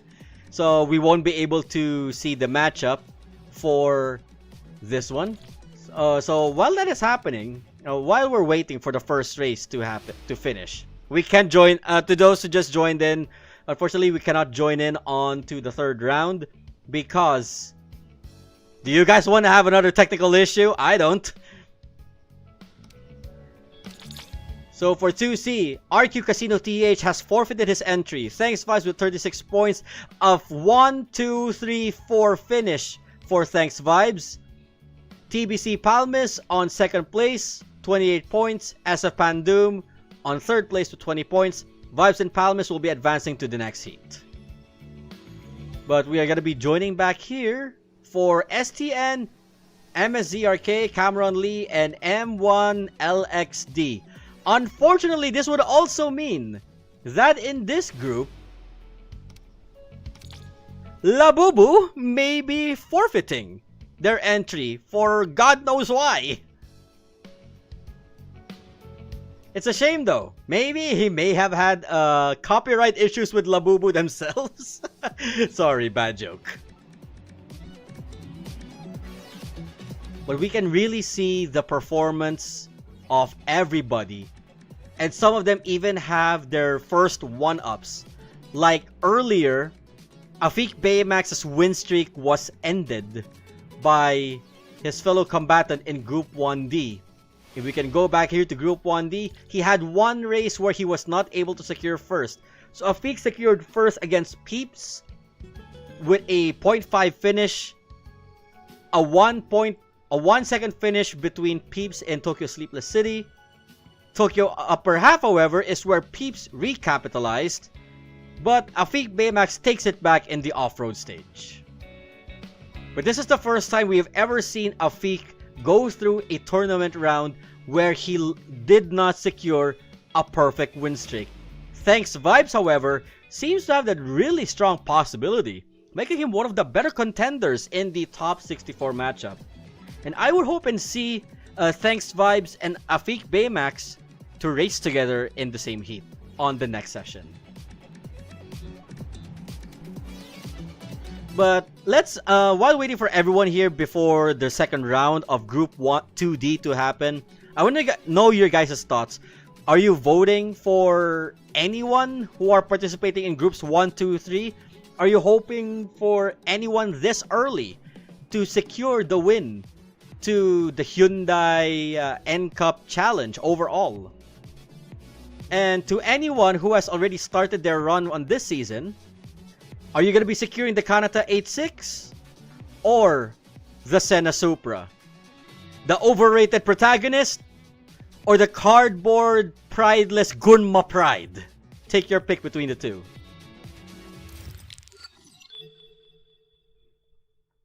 Damien Cuts with a comment here. Vibes almost missed the checkpoint. Imagine the feeling if he actually missed it. We have actually seen that earlier, I believe in 2B. The Greatest Prince 1372. Will this kind or any kind of tournament come in the near future? Probably afterwards, but if you're referring to the live stream, it will happen for 7 straight days to every weekend. Faisal Hossein 80036, Afiq, the 2025 Legendary Cup winner. Yes, he just participated in Group 1D earlier, in case you missed it. Silver GT, Vibes gets my vote. Ivan Matrix 9658, Supra, it's so much good, referring to the Senna Supra, and I agree. And we are now in Nürburgring, Nordschleife. And the specific region is Fuchsor.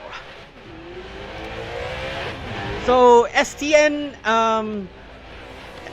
MZRK or Mizra is going to be leading with Menu Cameron Lee in second place. But M1 LXD is chasing right after. So just to give you a hint here, to anyone who has supported me on my Nürburgring Masterclass, if you have participated, you're very familiar with the layout. Not to mention, this is the cloudy version. This is where grass penalty is at its peak. From what we've seen there, Mizerk, unfortunately, overestimated the capacity of the CCX here, even if it's just the first section. There will be sections that you would need to do a shortcut, and there would be sections that you need to stay on the road. And right now, Menu Cameron Lee is the one taking the lead against M1 LXD and STN MZRK. But with the slipstream happening right now, MZRK seems to be gaining ground, but they're already in the grass patch.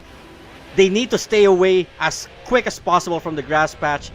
MZRK gets that, overtakes Menu Cameron Lee, and is now on the downhill into the most technical section of the Fuchsor of Nürburgring. Is it legal to cut the corners? Yes, it is legal. But just like to let you know, Silver GT, here in the Nürburgring cloudy region, you're gonna be presented with grass speed penalties. So if you stay too long on the grass, you're gonna incur the speed penalties. There are certain areas that you need to shortcut, and there are certain areas that you need to don't. And with that, M1 LXD takes the first place into round 2.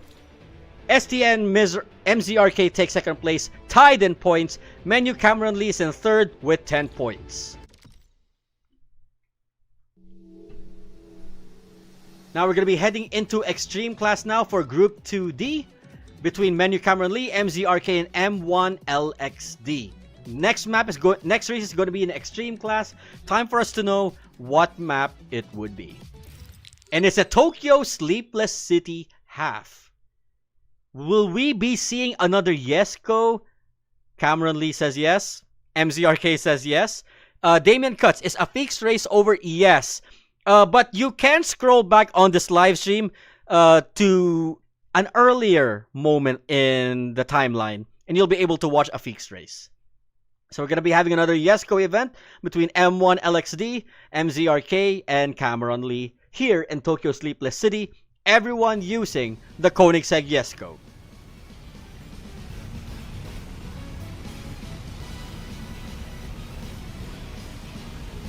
Alright, with that camera adjustment, everything's good to go, ready to set. 2, 1, and everyone's off. Super perfect start from Cameron Lee here.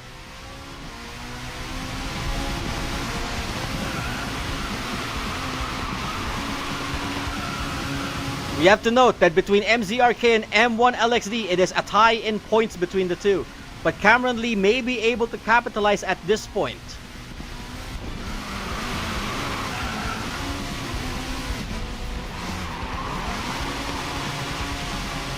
Onto the tight hairpin down at Shibuya Crossing. Cameron Lee with the better corner exit. Did not trigger the red drift penalty. Goes easy on it. A little bit of some overshooting. Unfortunately, that was enough to lock him down to third place. Meanwhile, M1 LXD and MZRK are tied in both in points, in speed, and earlier in that one last corner in racing line. But now they're still tied. So they want to break the tie, but neither are giving in. M1 LXD is now in first place, followed by MZRK in second place. They're now entering into the park region of Tokyo. I doubt this is Ueno Park. M1 LXD with a better corner exit. MZRK falling behind just by a little bit. M1 LXD with a proper core out-and-out attack and secures first place, breaking the tie. M1 LXD gets first place in this heat.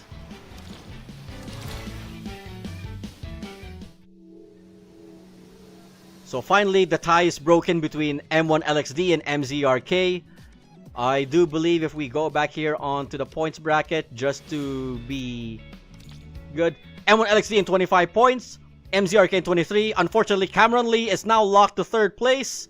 Time to see if MZRK can tie it once more here in Persian Gulf Oasis Circuit.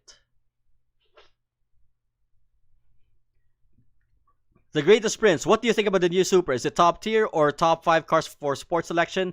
Because we're focusing right now on the RM Hyundai N Cup Championship, I would like to defer you to my Why You Should episode here in my channel.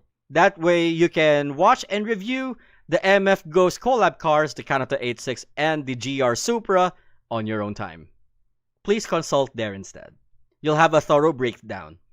Meanwhile, here in Oasis Circuit, everyone again will be in the Porsche 911 rally, such as with the previous run. So the only hyping thing that we can see here in this race is now, will MZRK be able to tie with M1 LXD, who is now currently leading in points? And they are off. A very weak launch from everybody because of the terrain, the road surface. Our cameras focus on MZRK. So M1 LXD just needs to place 2nd and they will tie. But Cameron Lee is the only one stopping MZRK from competing just that. Right, down into the jump. And remember, we've talked about this earlier. They just have to stay within green drift if they really want to capitalize. But because this is 2 laps, they have to brake hard in this first corner. And into the water goes MZRK and M1 LXD. It looks like everybody went to the water. Cameron Lee is not budging, not even by an inch. So now in 2nd place, M1 LXD is down on 3rd. Cameron Lee wanting to leave at least with a single win, even if he doesn't advance. Now, would MZRK allow it, or will M1 LXD and MZRK prevent it? And looks like we may have our answer here as we go to the one last checkpoint. MZRK, M1 LXD is leading, but MZRK is going to overtake Menu. Cameron Lee is just right behind in 2nd place, and goal! M1 LXD loses the advantage and places 2nd place, tying with MZRK for the final bracket. Cameron Lee tried his best to secure a lead, and unfortunately for Cameron Lee, the two are saying, not gonna happen, it's our time. So this time we are gonna be jumping over to Group 3 right now. Hopefully they have not started yet. Okay, thank God they have not started yet. So we have PSGKK, Joe, and Dear Oh Yeah. Sorry, every time I read the name of Dear Oh Yeah, I have to do the was it the Kool-Aid guy? Oh, sorry about that, guys. Itchy nose. But yeah, Dear Oh Yeah, Joe, and PSGKK, 2 from Assemble, 1 from Prestige. We are missing a dude. For the last group, Group A, Menu Howl may not be participating. This may be a surprise. Or maybe that was also the cause of the delay of the first round. That because they were waiting, they had at least 10 minutes of a timeline to wait for the participant before officially starting. So right now, they're just waiting for participant number 4 to join in. If by 11 o'clock, the participant does not arrive, they will be starting.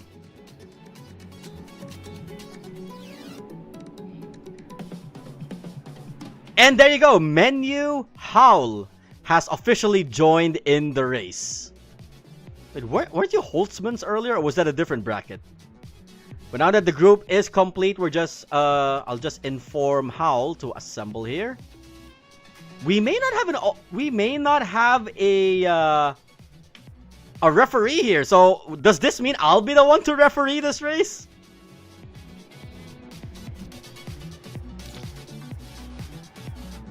Oh, there we go. They're just waiting for Howl to join the Discord. Yep. It's because they need, for the promotion race, just like to let you guys know, for the promotion race, physical exposure in the Discord server for fairness, mandated by an RM events committee, is required.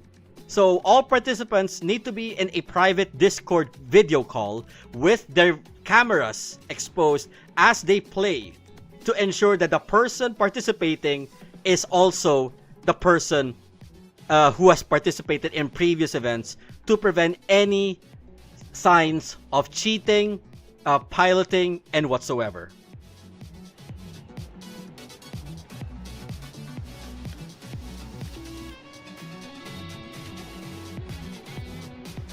Alright, so they may be assembling for a moment here, so this would be a good opportunity for me to take a break here, so I will be right back.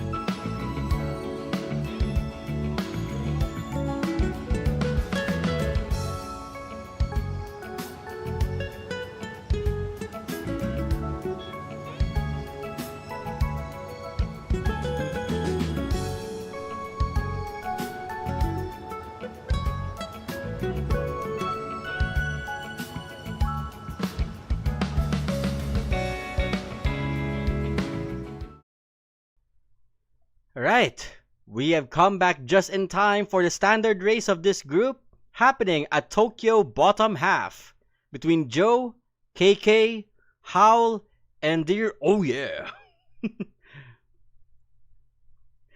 Apologies to Dear Oh Yeah, I'm gonna associate you with the Kool-Aid guy from this point forward. So Dear Oh Yeah and Joe will be the initial DFD, Howl will be the initial D86, PSGKK will be in the Ferrari 250 GTO. The race is going to be happening in bottom half, so the tricky part here is right after the Shibuya crossing, towards the uphill into the expressway. Our camera focus will be on Menu Howl. Do note that Dear Oh Yeah and Joe are part of Assemble as per their gamer tag, while Menu is from Team Menu and KK is from Prestige. Into the first corner we go. A very tight lane by Joe as they take the lead. The initial D8086 is struggling on acceleration, being left behind by the Ferrari 250 GTO. KK in the Ferrari oversteers and loses composure. Now down to a 3-second gap. Now it's down to Joe and Howl for first and second place respectively into the Shibuya crossing. Throughout the Shibuya crossing is going to be the strongest part for the initial D8086, which excels in hairpins and technical sections. The initial D RX-7 is much more on the balance side, though favoring cornering adaptability. But when it comes to a technically tight hairpin such as that, the initial D86 is a much better pick. Now, in this section, I would say it would also favor the initial D86 with the initial DFD on corner exit as at this point moving forward. So everything will be a speed stage from here on out. So if Howl needs to secure second place, he needs to hold on to his lead right here.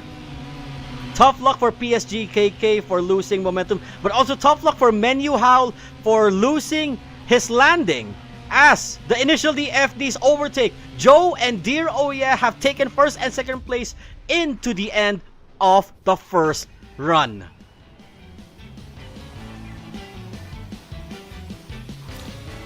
Right, Tokyo bottom half, so first points 9, 7, 5, 4 respectively to Joe, Dear Oh Yeah, Howl, and KK. Don't worry, KK, you can still get this back.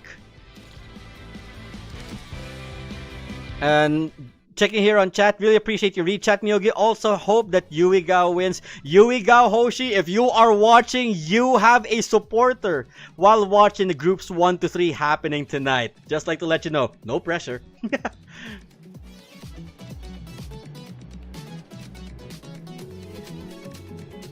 Alright, so although on the previous 6 races, the Ferrari 250 GTO did dominate, let's just say new isn't always best. Like, if you have a comfort pick, I would say go for the comfort pick more. Now, Tokyo Shinkansen. This is, no doubt, a speed stage. Unfortunately, the Bugatti Veyron is not available in the car lineup for SEA. Meaning, KK and Joe and Oh Yeah are going for the Murcielago.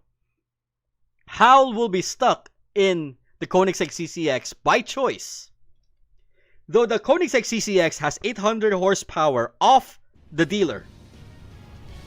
The Lamborghinis have better acceleration and top speed latency, meaning their acceleration beyond the cap is much better than the Koenigsegg, which is corner friendly compared to the Lamborghinis. And they're off, our camera's focused on Menu Howl. But once the acceleration launch is done and dealt with, once the Koenigsegg is up to speed, it can now slowly gain with the rest of the pack. But if the driver hesitates, just like what we've seen with Menu Howl just now, it will not be that strong of a contender compared to the all-wheel drive setup and formula that the Lamborghinis have.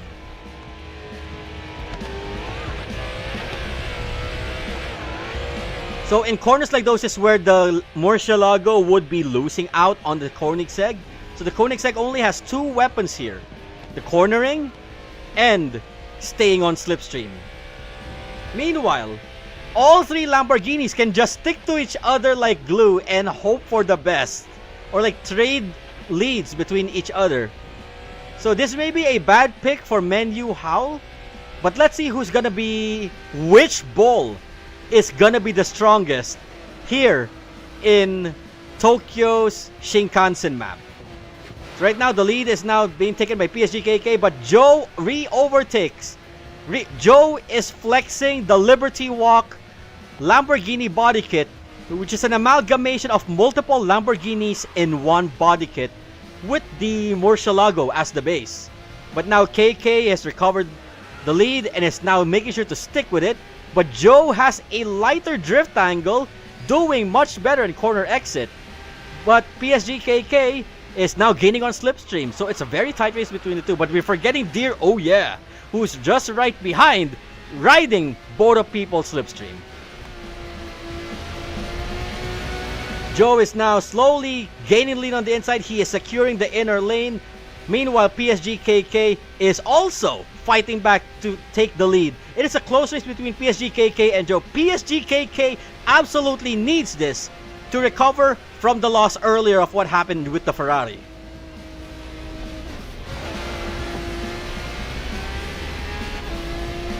Right, they're about to finish the first lap with a 2 minutes 21 lap time in the Shinkansen. Trivia, by the way, though, to everyone, the Tokyo Expressway inner, Shinkansen inner, is roughly based on the C1 Kanjo in the Tokyo Shotoku Expressway.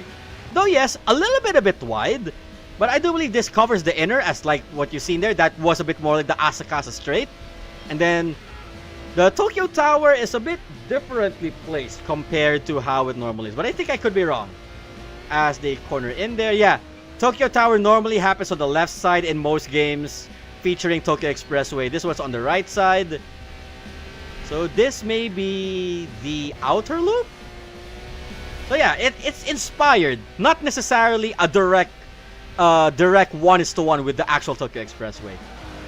Meanwhile, going back to the race, Menu Howl has officially recovered all his speed loss and is now gaining. Dear Oh Yeah is struggling at the back of the pack despite being in the Murcielago. Menu Howl is really getting close, staying on the slipstream of both Lamborghinis, and is now entering into, well, I was about to say first place, but suddenly the Lamborghinis overtook. Corner exit is where the Lamborghinis are superior on, But slipstream and corner entry is where the Koenigsegg CCX fares much better.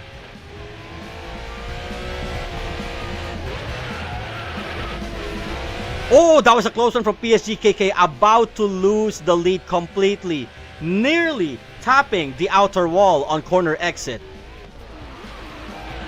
Corner exit there.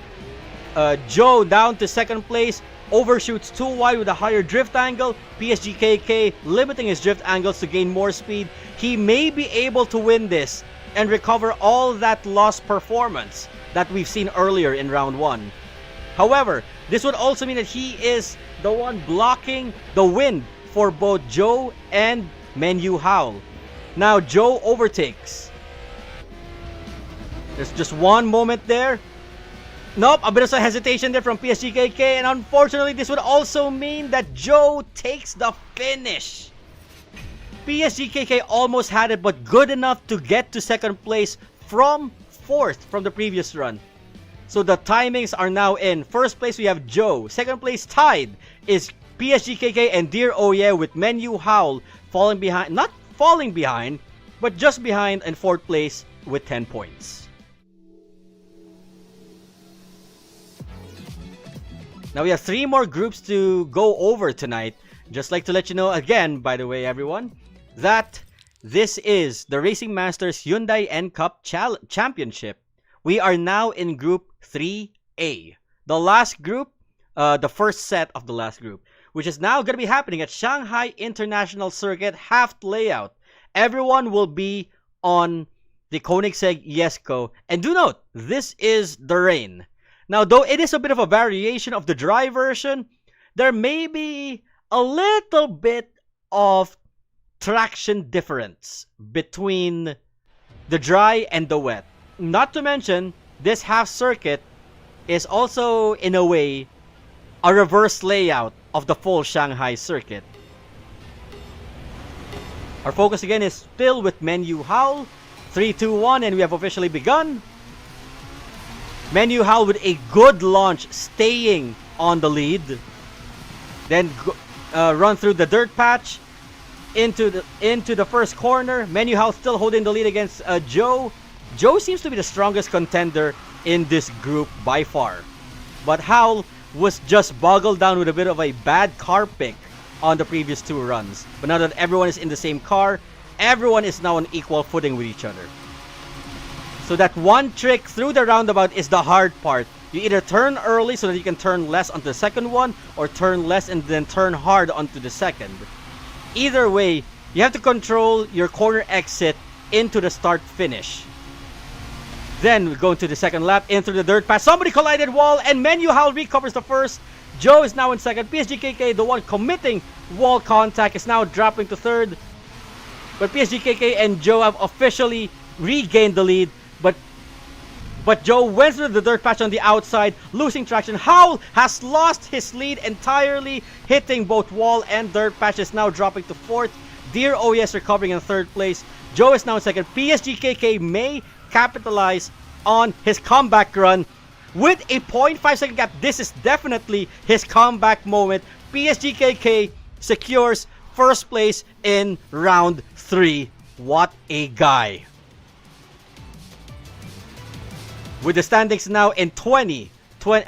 Second place for PSGKK. Joe is now on 25 points. Menu Howl has dropped into third place, tied with Dear Oh Yeah for 15 points. Now, safe to say, PSGKK needs one more first or second place victory to advance to the next heat. This would be bad for the likes of Joe because he may be needing Dear Oh Yes supports on the next round. However, if that's not going to happen, he's going to be facing the next round on his own. But as far as we know in the previous rounds, there were a couple of ensemble racers who did advance. So everyone would be in the Ford Raptor except for Menu Howl. Again, PSGKK needs a first or second place finish to stay in the first or second place, guaranteed. Meanwhile, Joe is officially secured in first place. So he does not need to worry. He can botch this race, call it a day, finish fourth, and he will still advance. But the one who needs it more would be PSGKK or Dear Oh Yeah.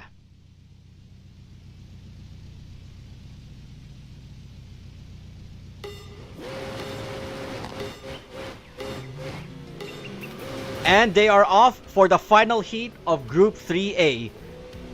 Assemble Joe is now our camera focus. We're going to be chasing if ever things get a bit wide between the grid.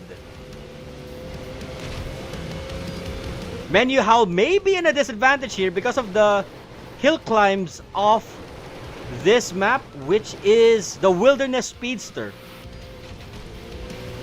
Joe may be struggling a bit here on the F-150 Raptor though, but Dear Oh Yeah would be the one to say, bro, I got you, and tries to get the lead. However, PSGKK would say otherwise. All's left now is to conduct their performance in the downhill. So would everyone be doing, yes, everyone would be doing the crazy downhill, the crazy cliffside. That's a double jump from Joe here. Menu Howl's gonna be losing out on a lot of performances. PSGKK hits the wall, unfortunately. So it's gonna be Dear Oh Yeah and Joe for the final race of their grid. But apparently it looks like PSGKK overtakes and recovers second place. Dear Oh Yeah on first, PSGKK in second, Joe on third, and Menu Howl for fourth. Final standings are in. Joe advances. PSGKK, congratulations to him. The biggest comeback after the fumble in the sports class has now secured his second place win and is advancing to the next heat. But we don't have time to rest on our laurels here. We need to go to Group 3B, which is Benze and Holtzman's, VD and Steiner.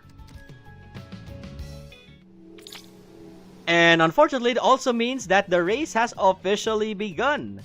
So, before I go on another quick break here, just like to let you guys know, just like to let you know again, the Hyundai N Battle Pass is now live. Complete missions to unlock the champion car-themed outfits, the Hyundai N t-shirt, Hyundai N collaboration decals, and the classic Hyundai Pony.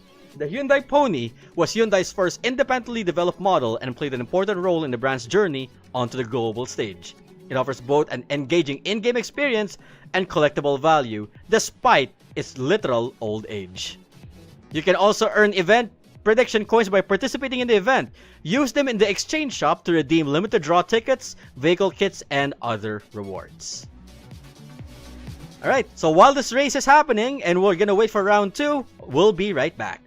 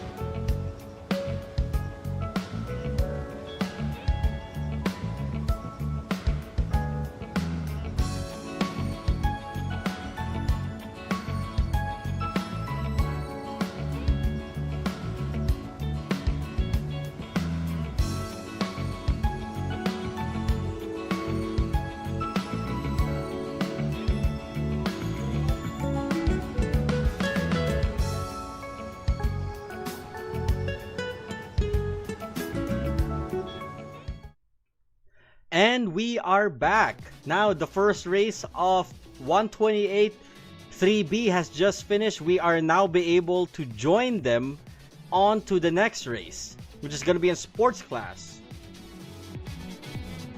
The combatants would be Vidi, Vin Benzine, Steiner, and Holtzmans.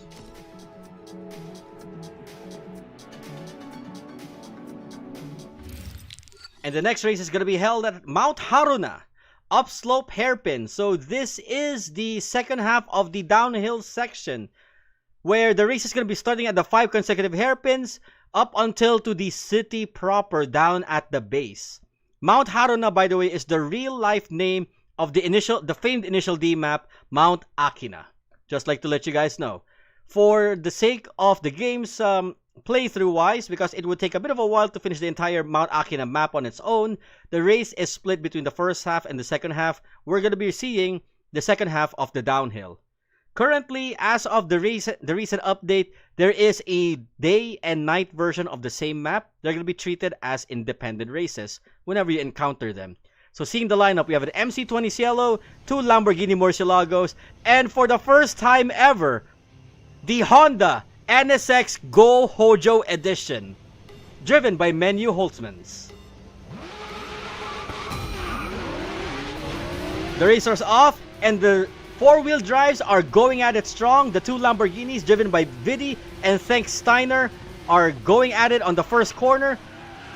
Vin Benzine in the Maserati MC20 Cielo has a trick up his own sleeve, which is none other than the passive. The question is, will he be able to proc the passive? Because this is a feature that we will not be able to see in as a spectator. But if you are a player, that passive of yours is going to kick in. Unfortunately, as much as I adore the Honda NSX Go Hojo Edition, not only is the car dated, but also at high ECU, it does not gain that much benefits. On ECU 3 tops or lower, the car is absolutely strong. But when it comes to the highest ECU, the MC20 may be the better pick, or the Lamborghinis. So we're seeing here on second and third place, it is strong between Steiner and Benzine, while Vidi is the one taking the lead all the way. So the Lamborghinis are strong in the acceleration department, but Benzine knows as soon or once he procs the passive, that's his advantage. And sorry, someone incurred network errors there. And Benzine has better camera control, cornering control than the Lamborghini, provided the passive does proc. But if the passive doesn't proc, he's gonna be a sitting duck. But from what we can see, there was an easy overtake from Benzine. Steiner goes too wide. Benzine steals the lead, with gaining second place just right behind Vidi's Lamborghini.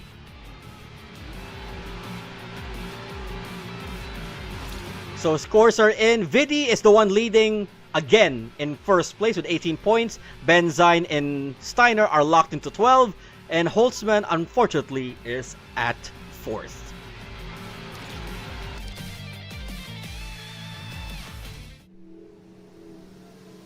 So it seems this may be the second menu or third menu player that we've seen in the top 128 who has yet to advance. Benzine is from Ensemble. Steiner's from THX. I have not confirmed from which group Vidi is part of yet. Yes, I did. I said my piece about the initial D NSX. On lower ECUs, the initial D NSX is strong, but on higher ECUs, it gets gapped real quickly. So you're better off picking the Maserati or the Lamborghini instead of the NSX. Even if the NSX was better in the hairpins. To note on MC20, Jensan8920 on live chat, you have to brake until your UI turns blue, where your speed is, and once it turns blue, you proc the passive. It grants you hyper acceleration throughout your corner with a better corner exit speed. But right now, we are on the extreme class. Everybody's in the Koenigsegg Jesko in Chongqing Riverside. Benzine Benzine has unfortunately hit wall and is dropped to last place. Vidi, on the other hand, is already down to third. Holtzmans is now fighting back along with Steiner, trying to get out of fourth and third place respectively. Holtzman seems to be Holtzman's comfort track. Hopefully I am incorrect on that regard, as Vidi recovers the lead overall. Holtzman's in second place, nearly clipping the wall there by Vidi. But the gap is slowly widening between Vidi and Holtzman's alongside Steiner. Benzine, unfortunately, is a sitting duck in fourth place. Gap rising to 2 seconds. It may not be enough. He just needs to hope that people on second and third place fumble for him to catch up. But I highly doubt that would happen. So right now, Steiner and Benzine are locked into second place, but Holtzman seems to be fighting back. Now in second, but Vidi has secured the lead here. Meanwhile, Steiner and Holtzman are in second and third and second respectively.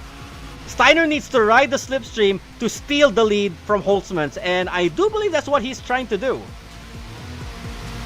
And I was right.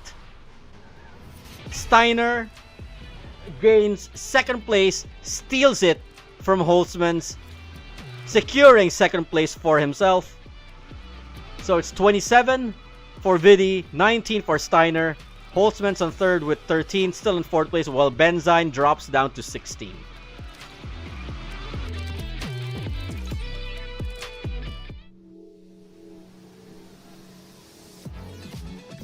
And now for the final race of Group 3A. Is this Group or 3B? My bad. Correct me on live chat if I got the brackets wrong. But the last race for this group is Persian Gulf Town Rally, with Benzine and Vidi in the F-150 Raptor, Holtzman's in the 911 Rally. So what will Steiner pick? By the way, the layout of this one is the second only map where you get to go through actual asphalt. And Steiner's going to be the F-150 Raptor. So do note, although the 911 Rally has a strong launch, has good overall top speed, but the goal is on a hill climb. It's going to lose out on speed once it reaches the hill climb, not to mention the sand dunes. That is where the F-150 Raptor will capitalize. But we'll see if Holtzman will do a big brain play here using the 911 Rally. Okay, so this is Group 2. Sorry about that. Group 2. So this is 3B.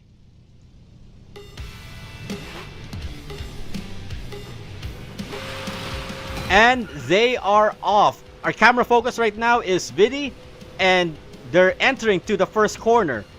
They don't need to be too wide on it, aside from not missing the checkpoint, of course. But in fact, turns into a hill climb there, so you have multiple ways to go through this. Oh, that was a big blunder. Benzine just hit a house, and that is it for their race. Will this be a comeback for Holtzman's? I wonder though. But Vidi is cruising now on first place. That jump saved him entirely. Holtzman's, on the other hand, just needs to stay on the road and eat the slipstream, or more like build speed from this point forward. See, the speed of the 911 is much higher. However, going through that one corner would cost him all that speed instantly. So the winner of this race is Vidi and Steiner. And final standings. First place is Vidi, followed by Steiner, who gets to advance. Holtzman's and Benzine are eliminated. So good, congratulations to the ones who advanced. But we're gonna move on to 3C.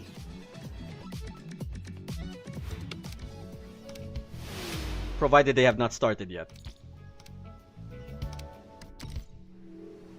Oh, what?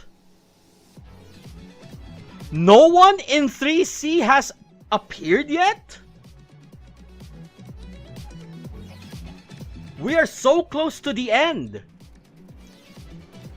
Why aren't there participants in Group 3C?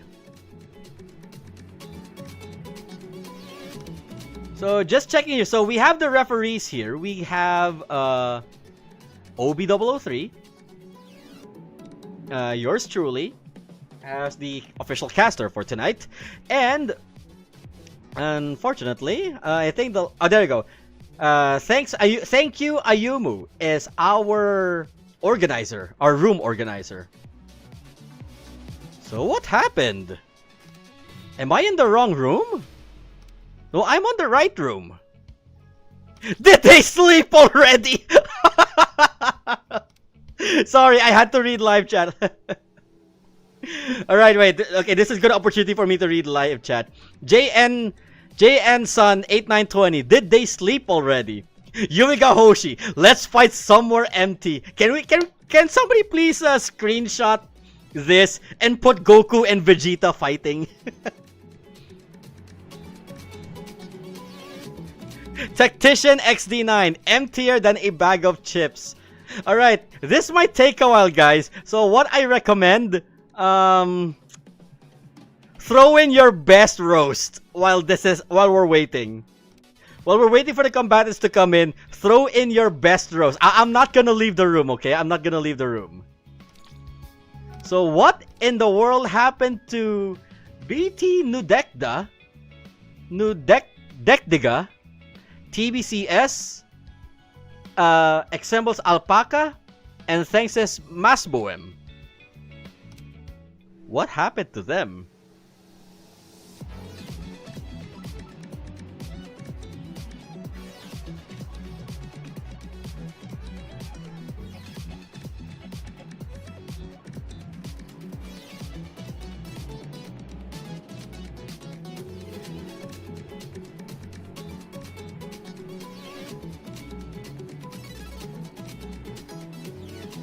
I'm checking back in. It's so Jover. This group is over. So can we if I press race? Nah, it's still session 3. It's still C. I wanna go. Oh wait, what? 822 in the sked? No. It's not 822 in the schedule. Group 3C is locked in tonight, August 21st. The ones happening for tomorrow, just like to let you guys know, 8/22nd would be Group 4, Group 5. Yeah, it's just Group 4 and Group 5 tomorrow. So there should be a race happening here. Who gonna wake them up? Check in race guess.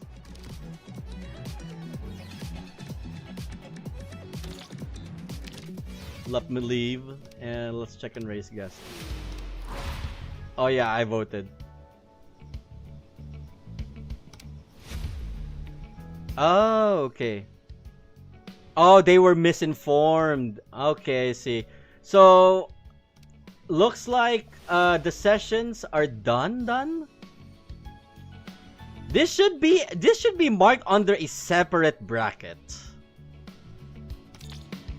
Yeah, they're not on the list of races. So, most likely, and this may actually be the case, Group 3C and 3D would be happening tomorrow. But why?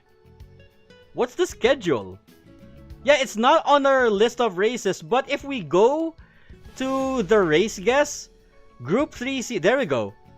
So there's the time slot. Okay. So they're gonna be the first participants. I see. So, okay. Looks like we've already finished all the brackets for tonight. So, to get everyone up to speed, because that information, if we just go to the overview here, if we just go align to the overview here, it's misleading. We don't even see a time slot here for the group overview. There should be. We're not just gonna rely on race guess. Yeah, I agree, Ivan Matrix 965. That is a weird sked. So, based on the group guesses, the participating races would be Group 3C starting at 8:30. Group 3D at 8:50. Group 4A at 9:10. Group 4B at 9:30. Group 4C at 9:50. Group 4D at 10:10. Group 5A at 10:30. Excuse me. Group 5B at 10:50. Group 5C at 11:10. And Group 5D at 11:30. So, just like to remind people again, in case you have forgotten, that the Hyundai N Battle Pass is now live. Complete missions to unlock the Champion Car theme outfit, which is a black Hyundai t-shirt with the N logo on the side. The Hyundai N collaboration decals that you can put on your cars. And the classic Hyundai Pony. The Hyundai Pony, though built in the late 70s, was Hyundai's first independently developed model and played an important role in the brand's journey onto the global stage.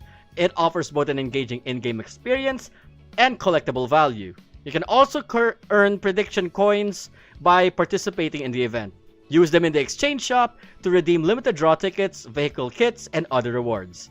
And I encourage you all to enter the game, make progress in the Battle Pass, claim your rewards, and use their event prediction coins to redeem more rewards. Now, this would also be a good time for you, like if I'm going to show you what the rewards are for those who are just starting out.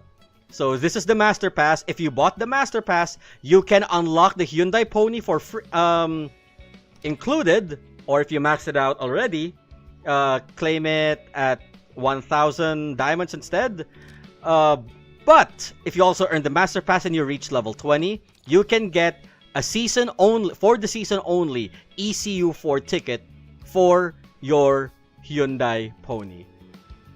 Just because it looks old does not mean you should botch on it. It may be 1975, but it's faster than the Trueno, faster than the initial D86. I can tell you that much. But with the presence of the upgraded Ferrari 250 GTO, its relevance in the tournament has just ended. But this would help you greatly in your rank races, as ECU4 is something you do not want to pass up on. And for redemptions, you can go here to redeem your legendary car. From what I saw from other users, the legendary car you can redeem from this chest is the Volkswagen Beetle or the Fiat 500F. For diamonds, you can trade them as well.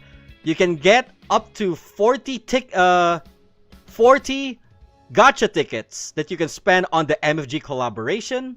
If you had the Master Pass, that's another 80. That's another 40 tickets, bringing it up to 80. And you can also get 10 kit blind box tickets as well. And extra copies of the Hyundai Pony. Now, last before we go, just like to note that the MF Ghost collaboration is now live. And the banner cars are now active. We have the Lotus Evija for Extreme Class. We have the Kanata 86 for Standard Class. And we have the GR Supra in Extreme Class. Now, if you log in tomorrow, and if you've been logging in since the update yesterday, you get to claim. Everyone gets a free Toyota GR Supra by tomorrow. And wait for August 27, where we're going to be receiving as well the Nismo R35 GTR. Base R35 GTR owners can get a free copy of the R35 Nismo. That's it from me, and congratulations to those who advance on groups 1, 2, and 3 up until 3B. We're going to continue this on tomorrow around 8:30 p.m. Philippine Standard Time. This is Miyogi, and I will see you guys tomorrow for the next set in the Hyundai Masters Hyundai N Cup Championship.